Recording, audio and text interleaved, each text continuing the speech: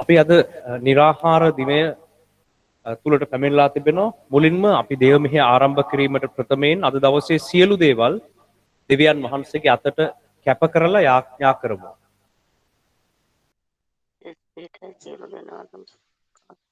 Hallelujah. Stuti veva, stuti veva, stuti veva, stuti veva. පියාණනී ඔබට ස්තුති වේවා.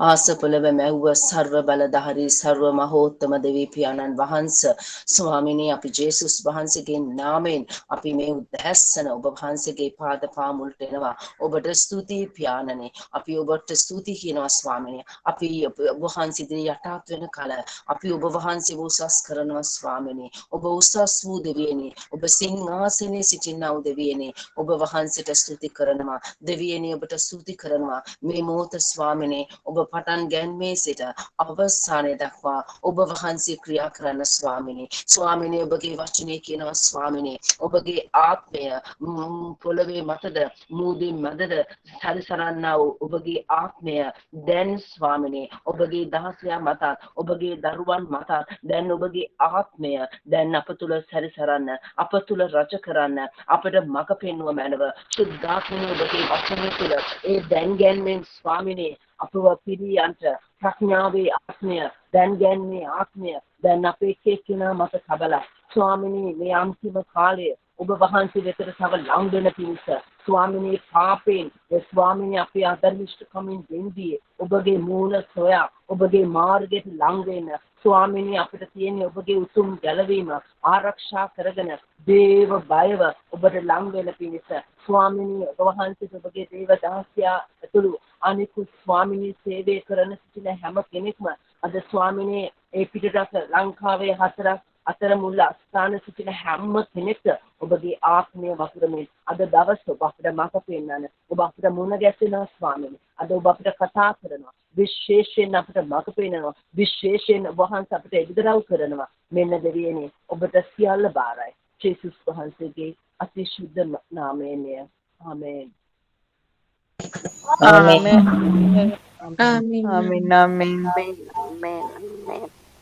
අපි নমස්කාරයෙන් යුක්තව දෙවියන් වහන්සේගේ පාද පාමුලට ගමන් කරමු. ඔබට ප්‍රශංසා වේවා සියලු බලති දෙවියන් වහන්සේ.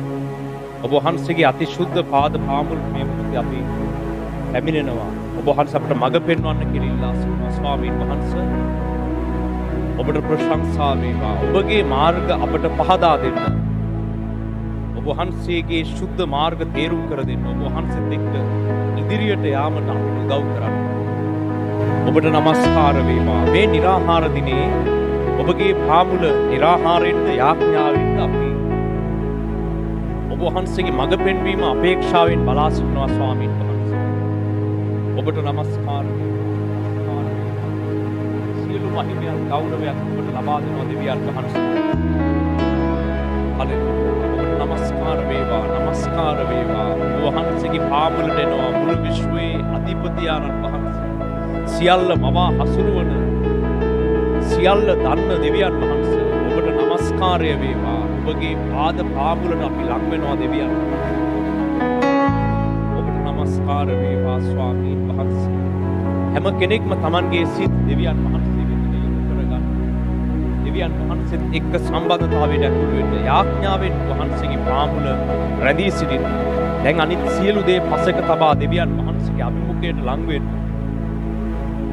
ඔබට নমස්කාර වේවා. নমස්කාර වේවා ස්වාමීන් වහන්සේ. ඔබට සියලු මහිමය ලබා දෙනවා දෙවියන් වහන්සේ.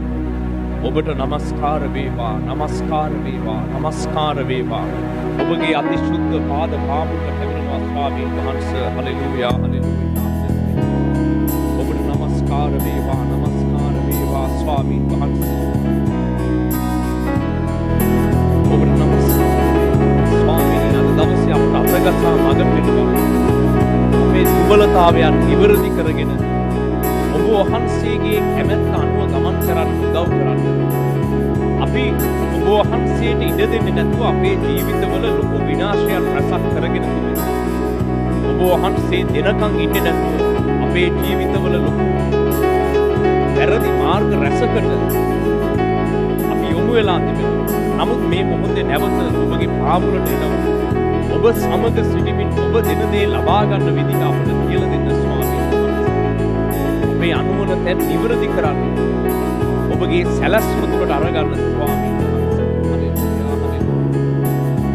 ඔබට නමස්කාර වේවා ස්වාමීන් වහන්සේ. නමස්කාර වේවා නමස්කාර වේවා නමස්කාර වේවා දෙවියන් වහන්සේ. ඔබට නමස්කාර වේවා. අපගේ දෙවි ස්වාමීන් වහන්සේ. හලෙලූයා. ඔබගේ පාප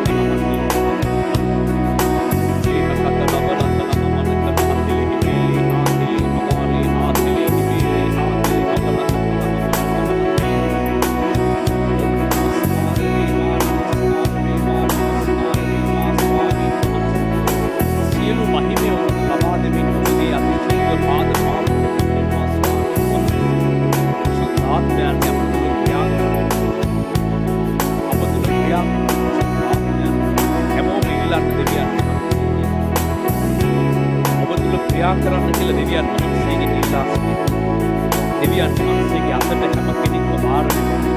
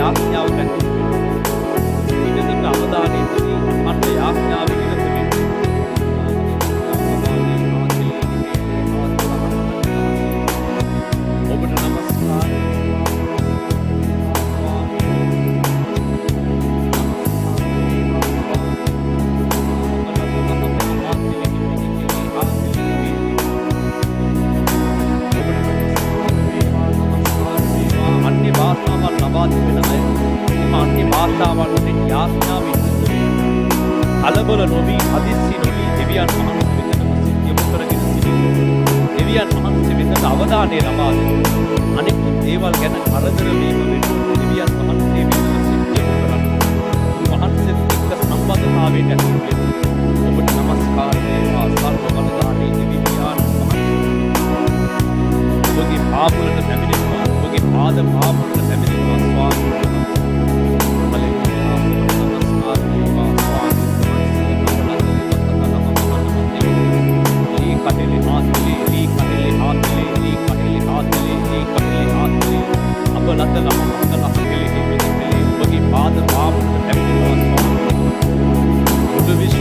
ස්වර්ගද මවා පාලනය කරන සියලු මලක දෙවියන් වහන්සේ ඔබ වහන්සේගේ පාදවලට පැමිණෙනවා අපගේ දෙවි ස්වාමී. අත ගැසුව මැනව මේ කිරි කෙනාට අත ගසන්න. ඔවුන්ට මිදේරී වෙන ඇති තේරුම් කර දෙන්න ස්වාමී වහන්සේ. ඔබගේ මඟ පෙන්වීම අපි හැම කෙනෙක්ම ලබා දෙන්න කියලා ඉල්ලා සිටිනවා අපගේ දෙවියන් වහන්සේ. ඔබගේ මඟ පෙන්වීම ලබා දෙන්න ස්වාමී වහන්සේ.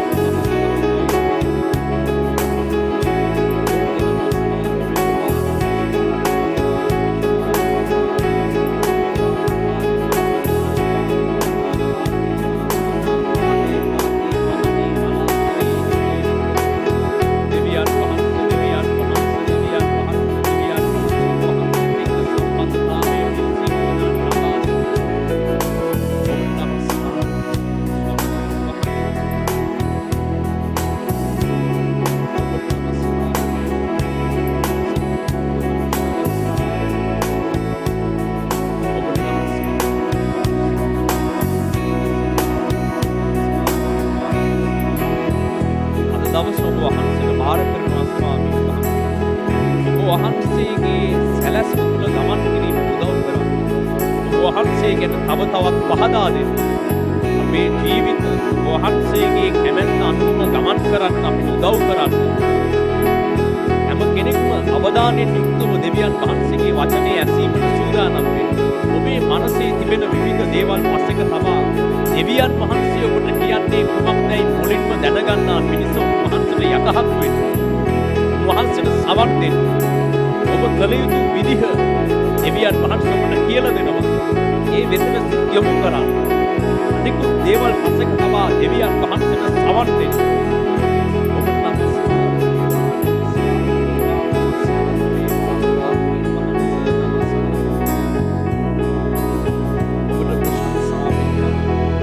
දවසේ ඔබ වහන්සේ අපට කතා කළ මැනව ස්වාමීන් වහන්සේ. දෙවියන් වහන්සේගේ වචනය උදෙසා අපි මේ මොහොතේ මැදහත්ව යාඥා කරමු.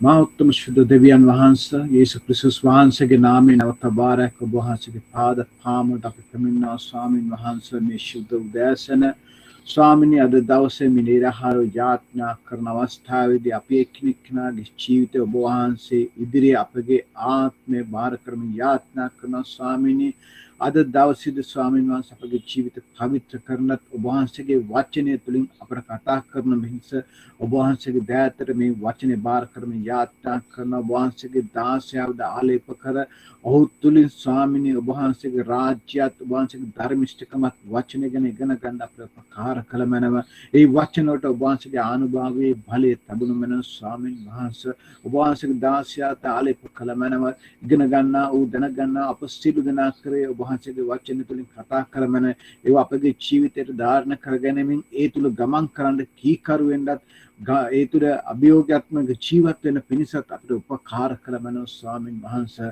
ඔබ වහන්සේගේ දෑතට මේ වචනය දාසියත් අප සියලු දෙනාත් බාර කරමින් යාඥා කරනවා යේසුස් ක්‍රිස්තුස් වහන්සේගේම නාමයෙන් ආමේන් ආමේන් ආමේන් ආමේන් Amen. Amen.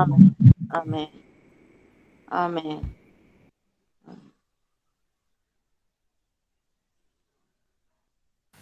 Amen. Amen. ආමේන් අපි දෙවියන් වහන්සේගේ පණිවිඩය වෙතට අපේ අවධානය යොමු කරමු. ඊට පෙර දිනපතාම පැවැත්වෙන පාන්දර යාඥාවන් වලට ඔබට ඉරිදා ඉඳලා බ්‍රහස්පතින්දා දක්වා එකතු වෙන්න පුළුවන්. ඒ සඳහා පාන්දර 4ට ශ්‍රී ලංකා වේලාවෙන් ඔබට Google Meet හරහා සම්බන්ධ වෙන්න පුළුවන්. ඒකට සම්බන්ධ වෙන්න අවශ්‍ය කෙනෙක් තව කවුරු හරි ඉන්නවා නම් එයාලා WhatsApp වලින් මට මැසේජ් එකක් දාලා තියන්න. ඒ වගේම සිකුරාදා දවසේ निराहार යාඥාව YouTube හරහා හවස 3ට සම්බන්ධ වෙන්න පුළුවන්. හෙට උදෑසන 7:30ට සබත් දේව මෙහෙය පැවැත්වෙනවා.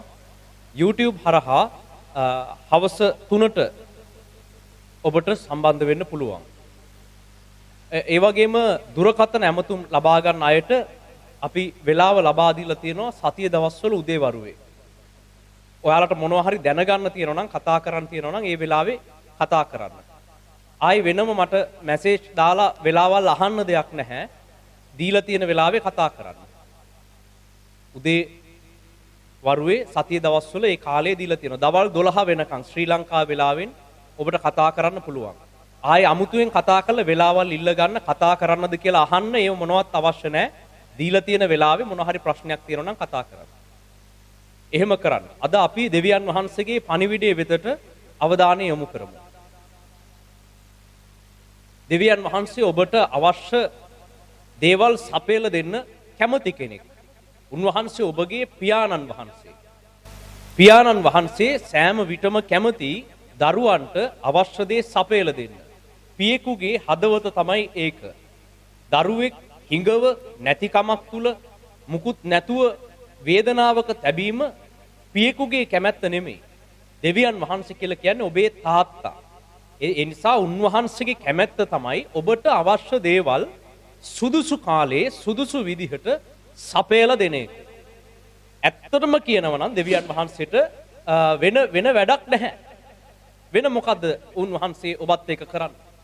උන්වහන්සේට අවශ්‍ය සදාකාලිකව බැලුවත් දිනපතා ජීවිතයේදී බැලුවත් උන්වහන්සේගේ අරමුණ තමයි ඔබට අවශ්‍ය දේ සපයලා දෙන එක, ඔබ සුදුසු තැනට වර්ධනය කරන එක, ඔබට අවශ්‍ය කාලේ සුදුසු විදිහට ඔබව උසස් කරන එක, ඔබට අවශ්‍ය දේ සපයලා දෙන එක තමයි පියෙකුගේ වගකීම. දැන් තාත්තලා ඉන්නවා මෙතන.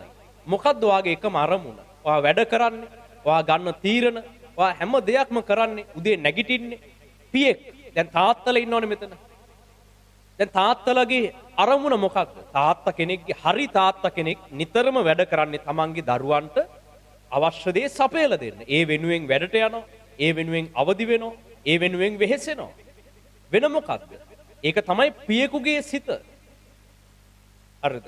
දරුවෝ ඉල්ලුවත් නැතත් පියෙක් දන්නව දෙන්න ඕන දේ දෙන්න ඕන කාලය දිය යුතු බව පියා දන්නවා. ඒ නිසා තමයි දෙවියන් වහන්සේ ඔබේ පියාණන් කියලා කියන්නේ. ඒකට හේතුව උන්වහන්සේ දන්නව ඔබට දිය යුතුයි.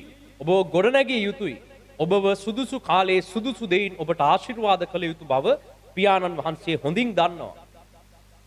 ඒ නිසා පියාණන් වහන්සේට අවශ්‍යයි ඒ දේ ඔබ තුල කරන්න. උන්වහන්සේ ඔබට දෙන්න සූදානම් කරපු දේවල් ගොඩාක් තිබෙනවා.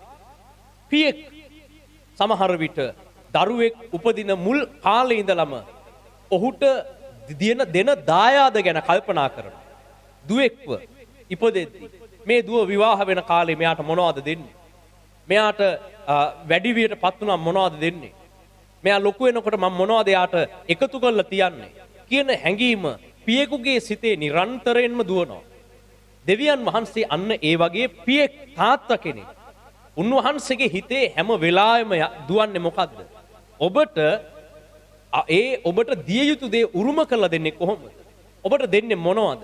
ඔබට අවශ්‍ය දේ සපයලා දෙන්නේ කොහොමද? ඔබ සුදුසු තැනට රැගෙන යන්නේ කොහොමද? අවසානයේ ඔබව සදාකාලික රාජ්‍යයට කැඳවන්නේ කොහොමද? මොන ක්‍රමයකින් හරි ඔබව ඒ තැනට ගන්න ඕන. ඒක ගන්නෙ කොහොමද? ඔබට ඒ සදාකාලික උරුමය උරුම කරලා දෙන්නේ කොහොමද කියන සිතුවිල්ල තමයි දෙවි පියාණන් වහන්සේගේ මනසේ නිරන්තරයෙන්ම දුවමින් තියෙන්නේ. හරිද? ඒක නිසා කවුරුවත් වෙන උපක්‍රම අදා ගන්න අවශ්‍ය නැහැ. පියාණන් වහන්සේ නිරන්තරයෙන්ම ඔබ වෙනුවෙන් කැප වෙලා සිටිනවා. පියාණන් වහන්සේ ඔබට අවශ්‍ය දේ සපයලා දෙන්න බලා සිටිනවා. දැන් පියාණන් වහන්සේගේ සිත මෙලෙස තිබියදී එහෙනම් ඇයි අද ලෝකේ බොහෝ දෙනෙක්ට බොහෝ කිතුණුවන්ට ඔවුන් බලාපොරොත්තු වන දේවල් දෙවියන් වහන්සේගෙන් ඉල්ලපු දේවල් මූලික අවශ්‍යතාවයන් පවා නොමැතිව බහුතරයක් පිරිසක් ජීවත් වෙන්න හේතුව මොකක්ද? ඇයි ඔවුන්ට දෙවියන් වහන්සේ මෙච්චර එහෙමනම් දෙවියන් වහන්සේ දැන් අපිට පැහැදිලි මේ දේවල් තේරුම් ගනිද්දී අපිට තේරෙනවා දෙවියන් වහන්සේ අපේ තාත්තා පියාණන් වහන්සේ. එහෙමනම් පියෙකුගේ සිත අපිට තේරෙනවා. උන්වහන්සේ වැඩ කරන්නේ කොහොමද කියලා අපිට දැනෙනවා. එසේ වුවත් ඔබ අතරින් බහුතරයක් දෙනාට තවම දෙවියන් වහන්සේ දෙන්නට සූදානම් කළ ආශිර්වාද මේ පොළොවේදිත් උරුම කරගන්නට තාම බැරි වෙලා තියෙන්නේ ඇයි? උන්වහන්සේ ස්වර්ගය ලබා දෙනවා. මීළඟ රාජධානිය උරුම කරලා දෙනවා. ඒ අතරේ ඔබට පොළොවේදිත් කාලෙන් කාලෙට ඔබව විවිධ ස්තරවල ඉදිරියට රැගෙන යමින් ඔබට අවශ්‍ය දේ සපයමින් ඔබව වර්ධනය කරනවා. දැන් බහුතරයක් දෙනාට තවම ඒ වර්ධනය තවම ඒ දෙවියන් වහන්සේ ලබා දෙන්නට යන දේවල් තාම පොළොවේදිවත් ලබා ගන්න බැරි වෙලා තියෙන්නේ ඇයි? උන්වහන්සේගේ රාජ්‍යයට අපි ඊළඟට යන්න ඕන. මෙහෙදී දෙවියන් වහන්සේ ඔබව ගෙනියන්න හදපු ස්ථාන ඔබ අපි මේ හැමදේම අතහැරලා දෙවියන් වහන්සේගේ රාජ්‍ය වෙනුවෙන් සූදානම් වෙනවා. ඒක හරි. එසේ වුවත් දෙවියන් වහන්සේ ඔබව මේ පොළවේ පියවරෙන් පියවර වර්ධනයක් කරනවා. ඒ වර්ධනය පවා අද බහුතරයක් හිතුණුවන්ට අහිමි වෙලා තියෙන්නේ ඇයි? දෙවියන් වහන්සේගේ සැපයීම දෙවියන් වහන්සේ දෙන දෙය බහුතරයකට අහිමි වෙලා තියෙන්නේ ඇයි? එහෙමනම් කොහොමද දෙවියන් වහන්සේ දෙන දෙය ලබා ගන්නේ? මේ පිළිබඳව ඔබ නිසි අවබෝධයකට පත් වෙන්නට අවශ්‍යයි. එහෙම නැත්නම් දෙවියන් වහන්සේ ඔබට කොපමණ දේවල් සූදානම් කරගෙන සිටියත් ඔබ ඒකක්වත් ලබා නොගෙන ඔබ අන්තිමට උන්වහන්සේ දෙන සදාකාලික රාජ්‍යය පවා අහිමි කරගන්න තත්ත්වයට පත් වේ. සදාකාලික රාජ්‍ය අන්තිමට ලබා දෙනවා. ඒ තැනට ගෙනියනවා. අන්තිමට ඒකත් නැති වෙයි. දෙවියන් වහන්සේ දෙන දේවල් ලබා ගන්න විදිහ ඉගෙන ගන්න අවශ්‍යයි. ඒක විටින් විට විවිධ අංශ ඔස්සේ අපි මීට පෙරත් අධ්‍යයනය කරලා තිබෙනවා. හැබැයි ඒ පිළිබඳව සම්පූර්ණ දැක්මක් අපිට අවශ්‍යයි. ඒ නිසා අද අපි අධ්‍යයනය කරන්න සූදානම් වෙනවා දෙවියන් වහන්සේ දෙන දේවල් කොහොමද ලබා ගන්න. ඒක තමයි සරලම මාතෘකාව. ඒක සදාකාලික ජීවනයේද, ඒක සදාකාලික රාජධානියද, ඒක පොළවේ ඔබව රැගෙන යන යම් ස්තරයක්ද, යම් ස්ථානයක්ද, ඔබට ලබා දෙන පොළවේදී ලබා දෙන යම් ආශිර්වාදයක්ද, මොන දෙයක් වුණත් ඒක දෙවියන් වහන්සේ දෙන දේ ලබා ගන්නේ කොහොමද කියන එක ගැන අද අපි අධ්‍යයනය කරන්න සූදානම් වෙනවා. ඒ යටතේ දැන් අපි අද බලමු කොහොමද ඒ තැනට අපි ළඟා වෙන්නේ. කාරණා කිහිපයක් යටතේ ඔබට ඒ ගැන පැහැදිලි කරලා දෙන්න මේ වෙලාවේ අපි සූදානම් වෙනවා. පළවෙනි දේ තමයි ඔබ අනාගතය ගැන ඔබ විසින් සැලසුම් සදා ගැනීමෙන් වළකින්න. ඒක තමයි පළවෙනිම කාරණය. දෙවියන් වහන්සේ දෙන දෙය ලබා ගන්න කැමති නම් ඔබ එහෙමනම් ඔබ අනාගතය ගැන ඔබට ඔබ ආස විදියට ඔබ බලාපොරොත්තු වෙන විදිහට අනාගත අපේක්ෂා සැලසුම් හදා ගැනීම නතර කරන්න. අනාගතේ අපි ලබා ගැනීමට බලාපොරොත්තු වෙන දේවල් එහෙම නැත්නම් අනාගතේ අපි පත්වීමට අපේක්ෂා කරන තත්වය ගැන කල්පනා කරමින් සිහින මවා ගැනීම සාමාන්‍යයෙන් මිනිස්සු සිද්ධ කරන්නේ ඕක තමයි. මේ ලෝකේ මිනිස්සු එහෙමයි සිහින මවා ගන්නවා. අනාගතේ මම අහවල් පුද්ගලයා වෙනවා. අනාගතේ මම මේ වගේ දේවල් උරුම කර ගන්නවා, ලබා ගන්නවා කියන සිහින මවා ගන්නවා. ලෝකේ මිනිස්සු එහෙම තමයි හුරු වෙලා ඉන්නේ. නමුත් ඔබ විසින් සිතාගෙන ඉන්න අනාගත සැලසුම් ඔබ ඒවා පැත්තක තියන්න. ඔබටත් සිහින ඇති. ඔබටත් අතීතයේ සිහින තියෙන්න ඇති. ඔබ මෙහෙම කරන්න ඕන, මෙහෙම වෙන්න ඕන, මේ දේවල් ළඟා කරගන්න ඕන කියලා සිහින ඔබට තියෙන්න ඇති. අනාගතේ ඔබ පත්වීමට හෝ ලබා ගැනීමට බලාපොරොත්තු වෙන සිහින ඒ අපේක්ෂාවන් පසෙක තබන්න. මුළු ලෝකේ මිනිසයන් ගමන් කරමින් සිටින්නේ මෙන්න මේ ඔවුන් මවාගත්ත සිහින බලාපොරොත්තු රසක් පොදි බැඳගෙන ඒවා උරුම කරගන්න තමයි මිනිස්සු ගමන් කරන්නේ. හැබැයි ඔබ දෙවියන් වහන්සේ දෙන දේ ලබා ගැනීමට නම් ඔබ මොකද්ද කරන්න ඕන? අනාගතය ගැන සැලසුම් කළ තිබෙන සියලු දේ දෙවියන් වහන්සේගේ පාමුල අතහරින්න. මුකුත් අනාගතය ගැන අපේක්ෂා කර කර ඉන්න දෙයක් නැහැ. මේ ගැන මතෙව් පොතේ 6 වෙනි පරිච්ඡේදයේ කොහොමත් අපිට විස්තර කරලා දීලා තියෙනවා.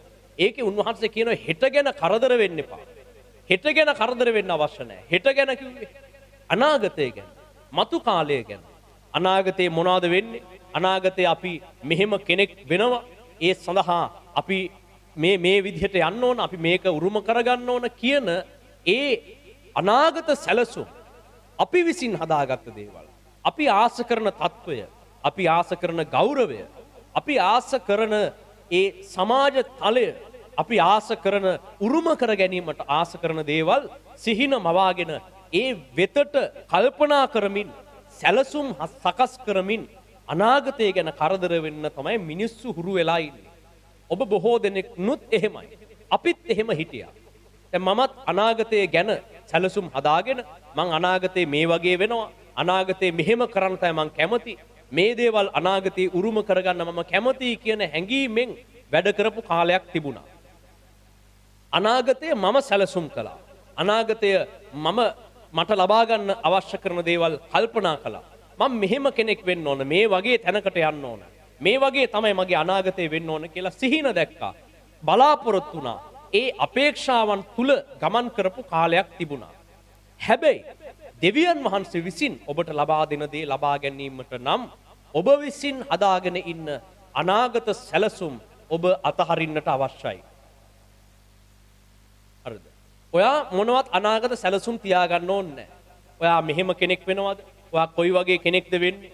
ඒක අදාළ නැහැ. දෙවනි කාරණය තමයි අනාගතය ගැන කරදර වෙන්න ඕනේ නැහැ.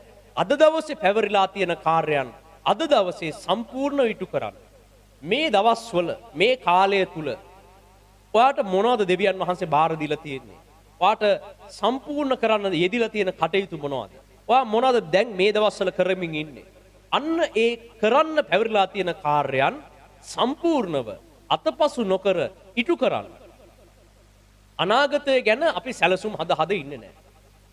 දැන් යමෙක් කියන්න පුළුවන් මම දැන් A level වලට පාඩම් කරන අය ඉන්නවා. මම අනාගතයේ ඩොක්ටර් කෙනෙක් වෙන්න කියලා හිතාගෙන හිටියා. මම පාඩම් කළේ ඒ වෙනුවෙන්. එහෙනම් මම දැන් ඒ අදහස අතහැරලා දාලා මම පාඩම් කරන එක නතර කරලා දානවා. මම අනාගතයේ ටීචර් කෙනෙක් වෙන්න, මම අනාගතයේ ඉංජිනේරුවෙක් වෙන්න හෝ මම අනාගතයේ කැම්පස් යන්න හිතාගෙන පාඩම් කරා. එහෙනම් දැන් පාස්ටර් කිව්වා පළවෙනි කාරණය අනාගතය ගැන සැලසුම් හදන එක අතහරින්න. ඒක නිසා මම විශ්වවිද්‍යාලයට යන්න තියෙන බලාපොරොත්තු අතහරිනවා. අනාගතයේ මෙවැනි පුද්ගලයෙක් වෙන්න තියෙන බලාපොරොත්තුව මම අතහරිනවා. එහෙම අතහැරලා මම දැන් නිකන් ඉන්නවා කියලා කියන්න බෑ. දෙවනි කාරණය තමයි මොකද්ද? ඔබට දැන් මේ කාලේ ඇවරිලා තිබෙන දේ සම්පූර්ණව නොපිරිහෙලා අතපසු නොකර ඉටු කරන්න. ඔයා පාඩම් කරන කෙනෙක් නම් පාඩම් කරන්න. ඔයා A level විභාගයට මුහුණ දෙන්න යන කෙනෙක් නම් A level වෙතට ඔබගේ ඒ විභාගයට සිත් යොමු කරලා ඔබ ඉගෙන ගන්න. ඒව නතර කරන්න යන්න එපා. අද පැවරිලා තියෙන මොනවද?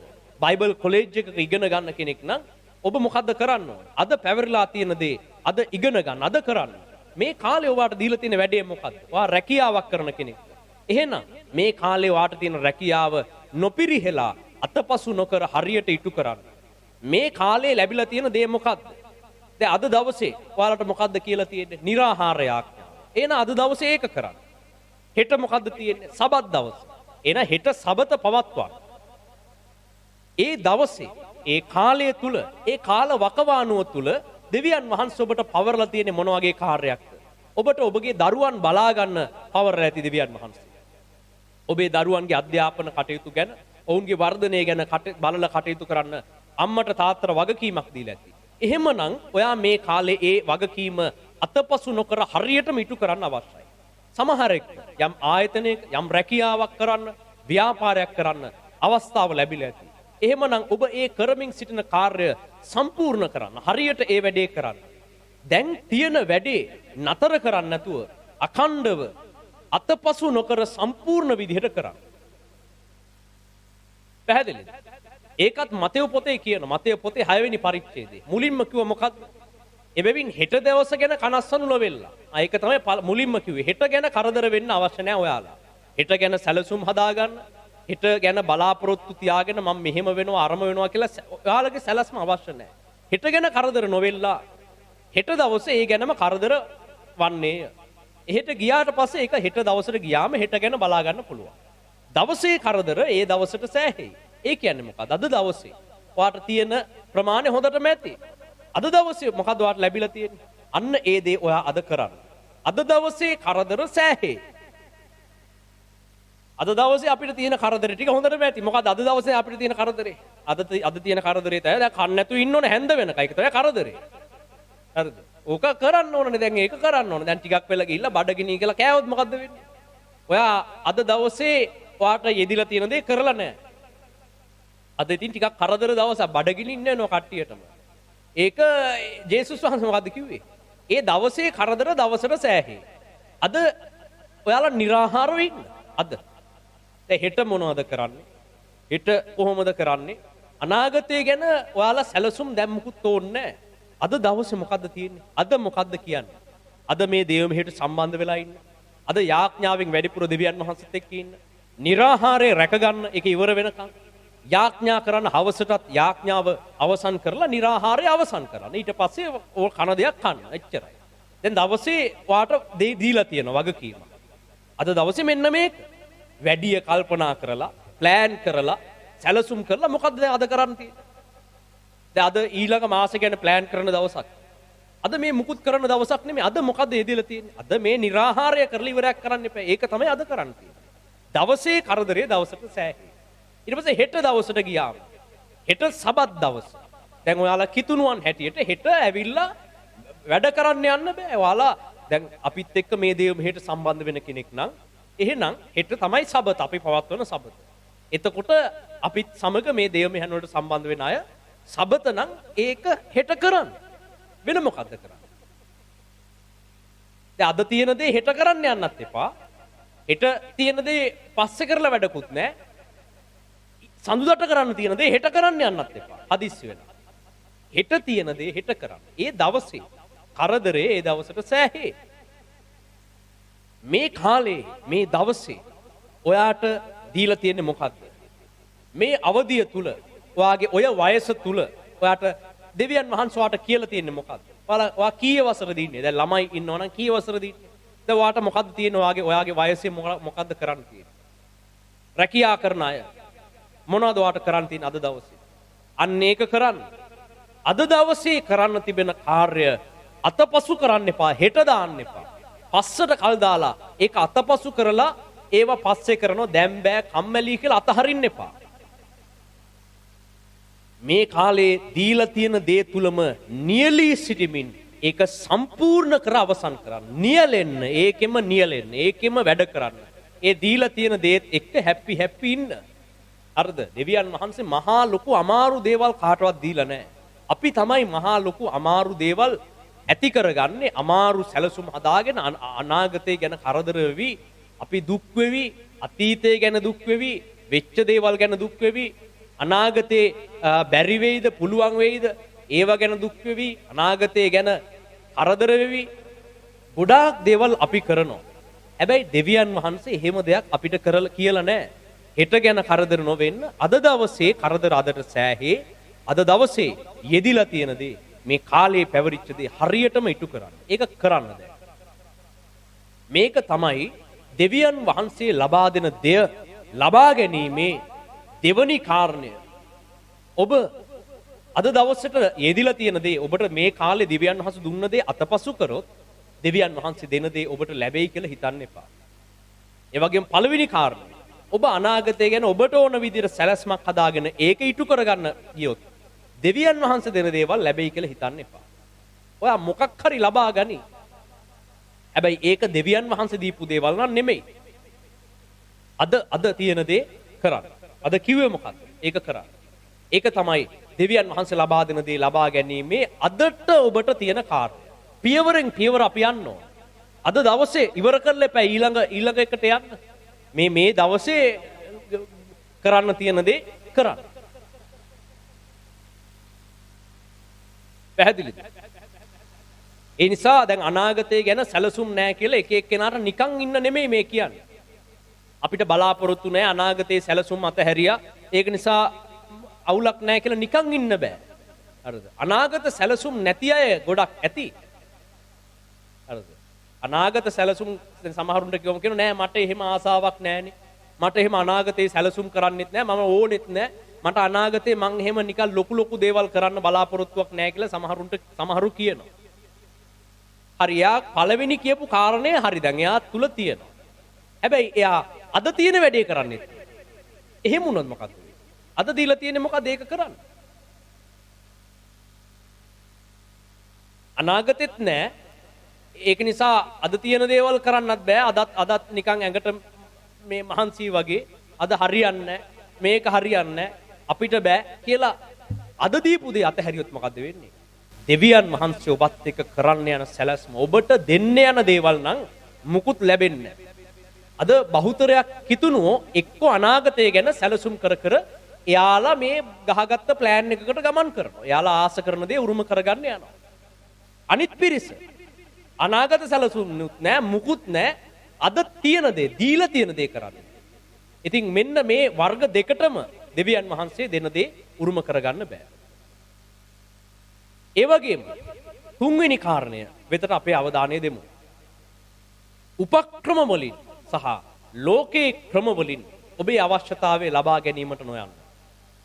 ගැට ගහලා, උපක්‍රම ගහලා, කපටි උපායන් යොදලා ලෝකේ ක්‍රම වලින් ඔබට අවශ්‍ය දේ උරුම කරගන්න යන්න එපා. ඒක තමයි අපි පසුගිය කාලේ පුරා කිව්වේ ලෝකේ ක්‍රම වලින් දුරස් වෙන්න. කපටි වැඩ කරන්න එපා. ඒ ගැන කලින් දවසක කිව්වා. ඔබට පුළුවන් ඕනනම් ඔබට ළඟා වෙන්න තියෙන අවශ්‍යතාවය ඔබට ලබා ගැනීමට හැකිවන විදිහට පසුබිම හදන්න. ඔබගේ නායකත්වවලට ඒ පසුබිම හදලා පෙන්වන්න පුළුවන්. මෙන්න මේක නිසා මට මෙහෙමයි කියලා වාගේ අරමුණට යන්න පසුබිම නිර්මාණය කරලා පෙන්වන්න පුළුවන්. ඒක උපක්‍රම වලින් ඔයාගේ අවශ්‍යතාවය ලබා ගැනීමට යාමක් ඔයා කරන්න. එහෙම කරන්න එපා. උපක්‍රම අපිට අවශ්‍ය නැහැ. කාට හරි කියලා, කාගේ හරි පිහිටෙන්, කොයි හරි ක්‍රමයකින් ඔබට අවශ්‍ය දේ කරන්න යන්න එපා. ඒ වගේම ඒකට පහුගිය කාලේ කිව්වේ ණයට අරගෙන ඔයාට අවශ්‍ය දේ ලබා ගන්න යන්න එපා කියලා. ඒක ලෝක ක්‍රමයක්. ණය වෙලා ඔයාට ඕන දේ ලබා ගන්න යනවා නම් දෙවියන් වහන්සේ දෙන දේ ඔයාට ලැබෙන්නේ නැහැ. ඔයා ණය වෙලා මොන හරි දෙයක් කරගනි. ඒක එතන දෙවියන් වහන්සේ දීපු ආශිර්වාදයක් නෑ. ඒක දෙවියන් වහන්සේ කරන්න කියපු දෙයක්ුත් නෙවෙයි. දෙවියන් වහන්සේ දීපු දෙයක්ුත් නෙමෙයි. ඔයා එක එක දේවල් ලබාගෙන ඇති. එතන දෙවියන් වහන්සේගේ සැලැස්ම එතකොට වෙනස් වෙනවා. ඒ නිසා යමෙක් දෙවියන් වහන්සේ දෙන දේ දෙවියන් වහන්සේ ඔබ ගෙනියන තැනට යන්න කැමති නම් උපක්‍රම වලින් ඒ තැනට යන්නත් එපා. උපක්‍රම වලින් ඔබට අවශ්‍ය දේ ලබා ගන්න යන්නත් එපා. ලෝකික ක්‍රමවලට ඔබේ අවශ්‍යතාවය ලබා ගැනීමට යන්නත් එපා. කපටි ක්‍රම එහෙම නැත්නම් මොන හරි උපක්‍රමයකින් අවශ්‍යතාවය ලබා ගන්න තමයි මිනිස්සු පුරුදු වෙලා ඉන්නේ. ඒක තමයි මේ ලෝකේ මිනිස්සුන්ගේ හුරුව. නමුත් ඔබ එහෙම කරන්න එපා. ඔබ ඒ විදිහට නොකර උපක්‍රම පැත්තක තියන්න. දැන් උපක්‍රම වලින් වැඩ කරපු අය බයිබලයේ තුලත් අපිට දකින්න පුළුවන්. ඒ අයට වැරදුනා. යාකෝබ් උපක්‍රම වලින් Tamanට අවශ්‍ය දේ ලබා ගන්න, Taman කැමති තත්වයට යන්න කටයුතු කළා. ආබ්‍රහම්නුත් සමහර කාලවල උපක්‍රම වලින් වැඩ කළා. දාවිත් උපක්‍රම වලින් කපටි උපක්‍රම වලින් Tamanට අවශ්‍ය දේ ලබා ගන්න කටයුතු කළා. ඒ හැම අවස්ථාවකම මොකක්ද උනේ? එයාලට දෙවියන් වහන්සේ දෙන්න ගියපු දේ නෙමෙයි ලැබුණේ. දෙවියන් වහන්සේ එයාලා තුල කරන්න ගියපු දේ සිදු උනේ නැහැ. ඒ සැලසුම් කල් ගියා. දුරස් වුණා. අන්තිමට වෙන සැලැස්මක් ආවා. එයාලා උපක්‍රම වලින් කරන්න ගියපු දේ නිසා විනාශයක් ආවා. ප්‍රශ්න වලට මුහුණ දෙන්න සිදු වුණා. යාකෝබ්ට ඒ දේ සිදු වුණා. එයා උපක්‍රම වලින් ධනවතෙක් වුණා. හැබැයි දෙවියන් වහන්සේගේ සැලැස්ම දුරස් වුණා. ඒ වෙනුවට වෙන වෙන සැලසුම් ගොඩාක් එයාගේ වටේ එයා හදාගත්තා.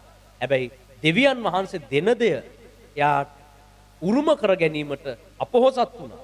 පස්සේ එයා තේරුම් අරගෙන පසුතැවිලා තව ඉතින් බොහෝ කාලයකට පස්සේ නැවත හැරිලා ආබ්‍රහම්නුත් එහෙමයි. දැන් ඔබ මේ චරිත වලින් මේ සියලු දේවල් වලින් ඔබ අත්දැකීම් අරගෙන ඔබට එසේ නොවන තත්වෙට හැඩගැහෙන්න ඕනේ. ඒ නිසා එක එක ක්‍රමවලට ඔයාලා දේවල් හොයන්න යන්න එපා. කොයි හරි ක්‍රමයකින් ලබා ගැනීම ගැන අපි ඉගෙනගෙන තියෙන මීට කලිනුත් ඒවා නැවත අහන්න, නැවත විමසලා බලන්න ඒවා. හරිද? ආත්මික ලීලාවෙන් හෝ ඔබට අවශ්‍ය දේ කොහොම හරි උරුම කරගන්න යන්න එපා. ආත්මිකවත් වැඩක් නැහැ එහෙම කරා. ආත්මිකව කාට හරි කියලා යාඥා කරගෙන කොයි විදිහකින් හරි එහෙම කරන්න ඕනේ නැහැ. ඔයාට පවර්ලා තියෙන වැඩේ මොකද්ද? ඒ දේ කරන්න. එතකොට අනාගතය ගැන ඔයා සිහිනම වාගෙන සැලසුම් හදාගෙන ඉන්න යන්නේ නැහැ. අද දවසේ ඔයාට තියෙන දේ ඔයා කරන්න ඕන. උපක්‍රම වලින් ඔයාට අවශ්‍ය දේ ලබා ගන්න උත්සාහ කරන්නේ නැහැ. හැබැයි මේ කියන දේවල් මෙහෙම කරගෙන ඉන්න එක ලේසි පහසු දෙයක් නෙමෙයි. හරිද? ඔයාට හිඟකම් මතක් වෙද්දි, ආසාවල් හිතට එද්දි, අවශ්‍යතාවයන් දැනෙද්දි ඔයාට මේ කියන දේවල් තුන කරගෙන යන්න දැඩි අපහසු වෙනවා. අනාගතය ගැන සිහින මැවෙන ඔයාට. අනාගතය ගැන සැලසුම් හදාගන්න එපා කිව්වට ඔයාගේ හිතේ අනාගතය ගැන සිහින මැවෙන්න පටන් ගන්නවා. අද දවසේ කරන්න තියෙන දේ කරන්න කිව්වට ඔයා කලකිරිලා අද දවසේ කරන්න තියෙන දේ ඔයාට කරගන්න බැරි තත්ත්වයකට ඔයාගේ මනස එනවා. අපෝ මට බෑ මේක එපා වෙලා තියෙන්නේ. අද තියෙන දේ අද කරන්න බෑ කියන හැඟීම ඔබට එනවා. දෙවියන් වහන්සේ මේ කාලේ මට මේක දීලා තියෙන ඒ වුණාට මට මේක කරන්න අමාරුයි, මට බෑ, මං මේක කරන්නේ නැහැ කියන තත්ත්වයට ඔයාගේ මනස එනවා. ඒ වගේම තුන්වෙනි කාරණේ විදියට උපක්‍රම වලින් ඔබට අවශ්‍ය දේ ලබා ගන්න එපා කියලා කිව්වට ඔබේ මනස નિરાයාසයෙන්ම පෙළඹෙනවා. මොන ගැටයක් ගහලා හරි, කාට හරි කියලා හරි, කාගේ හරි උදව්වක් අරගෙන හරි, කාගේ හරි අනුකම්පාව අරගෙන හරි, කාගේ හරි පිහිට ඉල්ලගෙන හරි, අසරණකම කියලා හරි, කාගෙන් හරි යාඥාවක් අරගෙන හරි, සුව මෙහෙයක් හොයාගෙන ගිහිල්ලා හරි, කපටි උපක්‍රමයකින් හරි, තව කෙනෙක්ව වට්ටලා හරි කොහොම හරි ඔබගේ අවශ්‍යතාවය ලබා ගන්නම ඕන කියන පොරබැදීම ඔබ තුල දැවෙන්න පටන් ගන්නවා. ඒක ඔබගේ ඇතුළාන්තයේ ඇවිලන දෙයක්. දැන් මේ කියපු කාරණා තුන අහලා ඔබ වැඩ කරන්න පටන් ගනි දවසක් දෙකක් තුනක් ඔබ කරයි. හරි මම සිහින මවා ගන්නෙත් නෑ මං එන අද තියෙන දේ කොහොම හරි කරන්නම් කියලා ඔයා දත් මිටි කාගෙන කරයි දවසක් කරනවා. හරි අද කරන්නම්කො මම මේක ඉවරයක් වෙන්න කරන්නම් කියලා ඔන්න කරනවා. ඔන්න කරන්න පටන් ගන්නවා. දවසක් ඒ තුල රැඳී ඉන්න. දෙකක් ඒ තුල රැඳී ඉන්න. ආයේ ඔන්න කලකිරීම මනසට එනවා. මේක කරන්න බෑ. මම මේකට කැමති නෑ. මේක හරියන්නේ නැහැ. මට ඕන මෙන්න මේ தত্ত্বය කියන හැඟීම් නැවත එනවා. සිහින මැවෙනවා. මොන ක්‍රමෙන් හරි ඔයාට ඕන දේ කරගන්න ඔයා පෙළඹෙනවා. මෙන්න මේ නිසා හතරවෙනි කාරණය ඔබගේ ජීවිතයට මීළඟට අත්‍යවශ්‍ය වෙනවා. හතරවෙනි කාරණය මොකක්ද? දෙවියන් වහන්සේ ලබා දෙන දේ ලබා ගැනීමට නම් හතරවෙනි දේ තමයි යාඥාවෙන් සහ කන්නලව්වෙන් ඔබේ අවශ්‍යතාවය දෙවියන් වහන්සේට බාර කරන්න. මේ ගැන පිලිප්පි පොතේ 4 වෙනි පරිච්ඡේදයේ විස්තර කරනවා. යාඥාව කන්නලව්වෙන් දැන් ඔයා දෙවියන් වහන්සේට ලං වෙන්න ඕන. ඔයා තුල මහා පොරවැදීමක්. මේ කියපු කාරණා තුන ඔයා දැන් මං කියන නිසා කරන්න පටන් ගන්නවා. අද ඉඳලා හරි මං ඔය පාස්ටර් කියන නිසා අද ඉඳලා කරනවාමයි මේක කියලා ඔන්න පටන් ගන්නවා. ඕම් පටන් ගන්නවා. හරිද? අද ඔන්න පටන් ගන්නවා. අද පටන්ගෙන කරගෙන යනකොට ඔයා තුල මහා පොරබැදීමක් දවස් 2-3යි යන්නේ. ආය අහන්න දෙයක් නැහැ. හරිද? ඔයා අද පටන් ගත්තම දවස් 3ක් ඔයා අදී උපරිම. බොහෝ අය එක දවසෙන්ම පස්ස ගහනවා. උපරිම වුණොත් දවසක් 2-3ක් යයි. ඔන්න කරගෙන යනකොට ආයි මේ ඔක්කොම කලකිරීම එනවා. ඒ නිසා ඔබ හතරවන කාරණය ඔබගේ ජීවිතය තුල අත්‍යවශ්‍ය වෙනවා. මොකද්ද? අන්න ඒ කලකිරෙන වෙලාවේ වේදනාව එන වෙලාවේ ඔබට ඕන දේ කොහොම හරි ගන්න ඕන කියන හැඟීම එන වෙලාවේ කොහෙටද යන්න ඕන? දෙවියන් වහන්සේගේ පාමුලට ගිහිල්ලා යාඥාවෙන් කන්නලව්වෙන් අඬන්න. අඬන්නකො ගිහිල්ලා බැරිම තැන මට බෑ මට මේක කරන්න බෑ මම මේක අතාරලා දානවා මට ඇති කියලා දෙවියන් වහන්සේගේ පාමුලට ගිහිල්ලා ඔබේ පීඩනය පිට කරන්න දෙවියන් වහන්සේ. දෙවියන් වහන්සේට පීඩනය පිට කරන්න. දෙවියන් වහන්සේට කියන්න වේදනාව කියන්න ආසාව කියන්න අවශ්‍යතාවය කියන්න මම මේකට ආසයි මට මේක ඕන මං අනාගතේ මේක බලාපොරොත්තු වෙනවා කියලා ඔයාගේ හිත අස්සේ දැන් හිර කරගෙන මං අද තියෙන දේ කරන්නම් කියලා පටන් ගත්තනේ. දැන් ඒ හිත අස්සේ හිර කරගත්ත දේ දෙවිඳුන් ඉදිරියේ නිදහස් කරා. දෙවියන් වහන්සේට යාඥාවෙන් කන්නලව්වෙන් මොරගසන විට මොකද්ද සිදුවෙන්නේ? පිලිප්පි පොතේ 4 වන පරිච්ඡේදයේ විතර අවධානය දෙමු අපි. ඒකේ 6-7 පද කියවන්න.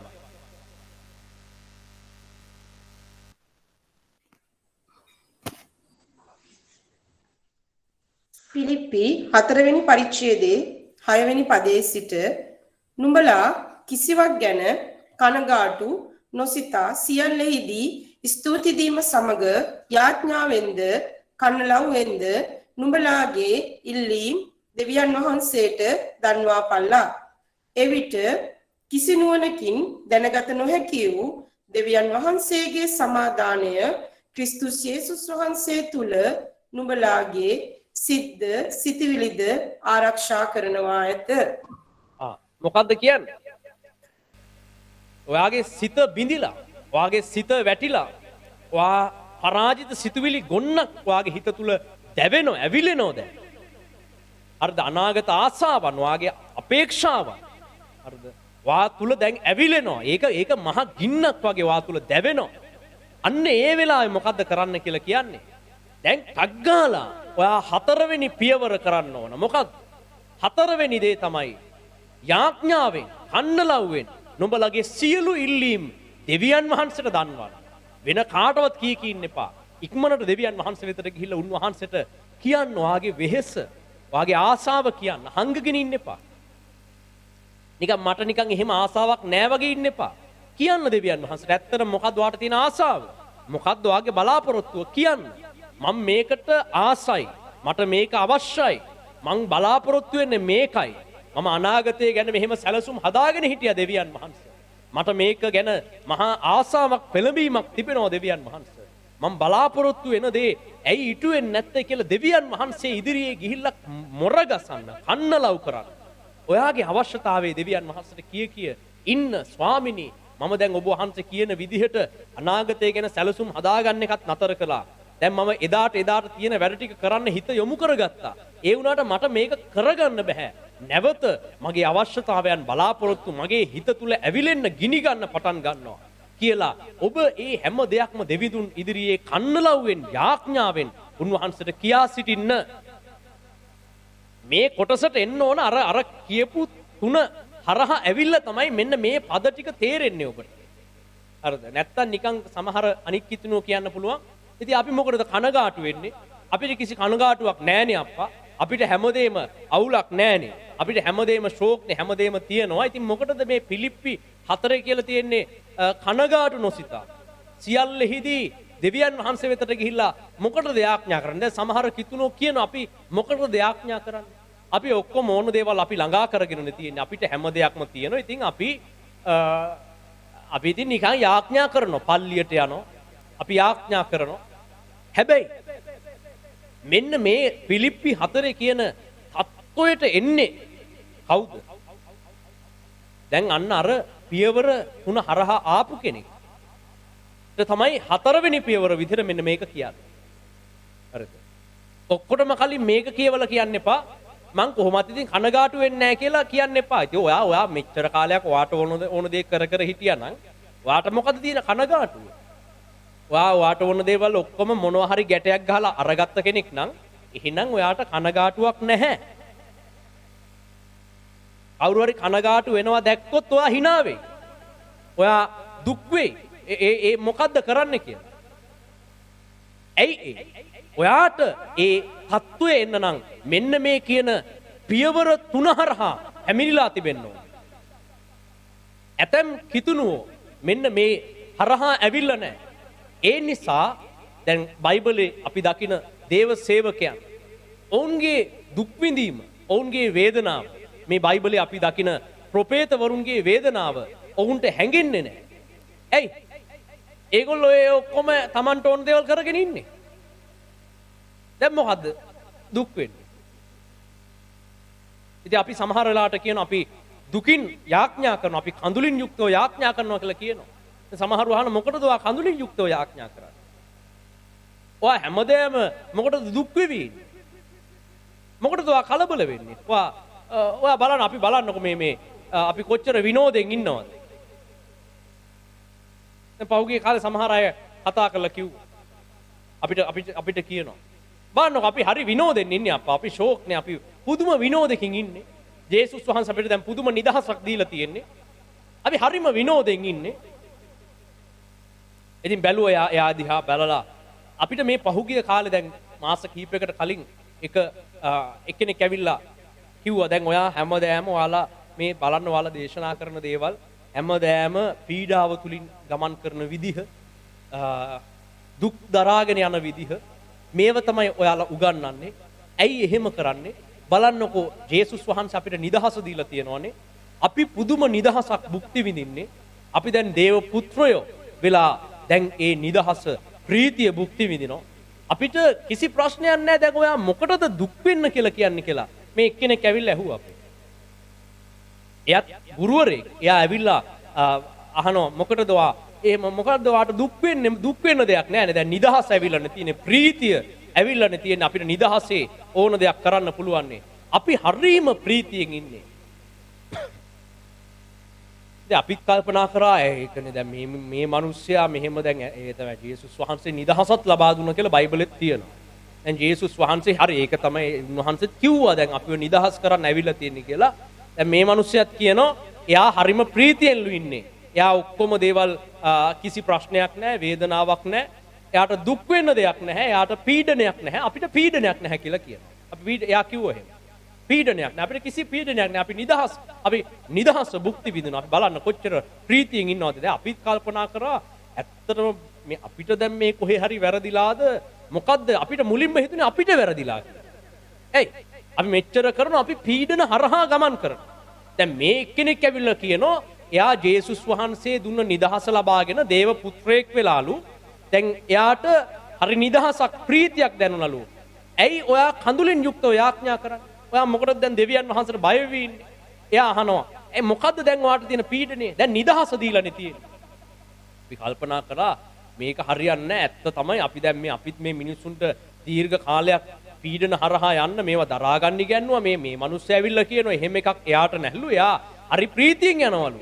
ඉතින් બોලේ එහෙම ක්‍රමයක් තියෙනවා නම් කොච්චර ෂෝක්ද කියලා අපිට හිතුණා.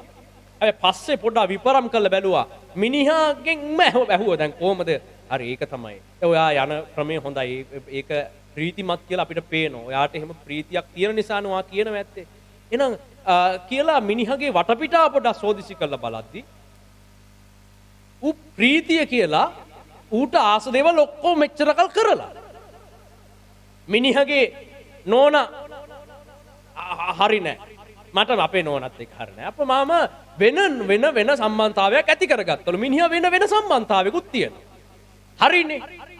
මට හැන්ද වෙද්දි පොඩ්ඩක් නිකන් සිග් ගතියක් එනවා. මට හැන්ද වෙද්දි පොඩ්ඩක් පොඩි දන්නේ නැද්ද? දන්නේ නැද්ද කිව්වද? අපි දන්නේ නැද්ද? අපිත් දන්නවා. මිනිහා කියනවා අපි දන්නේ නැද්ද? ඔය හැන්ද වෙද්දි පොඩ්ඩක් පොඩි සිගරට් එකක් ගහලා පොඩි ලාවට ෂොට් එකක් දාලා හැන්ද වෙද්දි ඉතින් පොඩ්ඩක් අර මනසට පොඩි අර වෙහෙසකාරී කලකිරීම ගතියක් එනවා. ඒ වෙලාවට පොඩි ඉතින් ෂොට් එකක් දාලා හිමින් සැරේ ඔය සිගරට් එකක් එහෙම ගහගෙන පැත්තට ඉද්දි පුදුම නිදහසක් දැනෙන්නේ. දැන් මූ වෙන නෝනක් වෙන සම්බන්ධතාවක් තියෙනවා. දැන් උගේ නෝනත් එක්කත් නෑ. ඌට හිතුන ගමන් ඌ ගිහලා වෙන සම්බන්ධතාවක්. දැන් උගේ මනසට කලකිරීමක් එනකොට ඌ පොඩි ෂොට් එකක් ගහලා ආතල් එකේ දැන් ඌ සින්දු කියන හැන්දෑවට. හරිනේ නම් මිනිහා කියලා තියෙන. දැන් ඌ ඇවිල්ලා එයාට ඕන දේවල් තව ගොඩක් දේවල්. එයාට ඕන දේවල් ඔක්කොම කරලා කියනවා. බලන්නකො ජේසුස් වහන්සේ අපිට නිදහසනේ දීලා තියෙන්නේ. පුදුම නිදහස.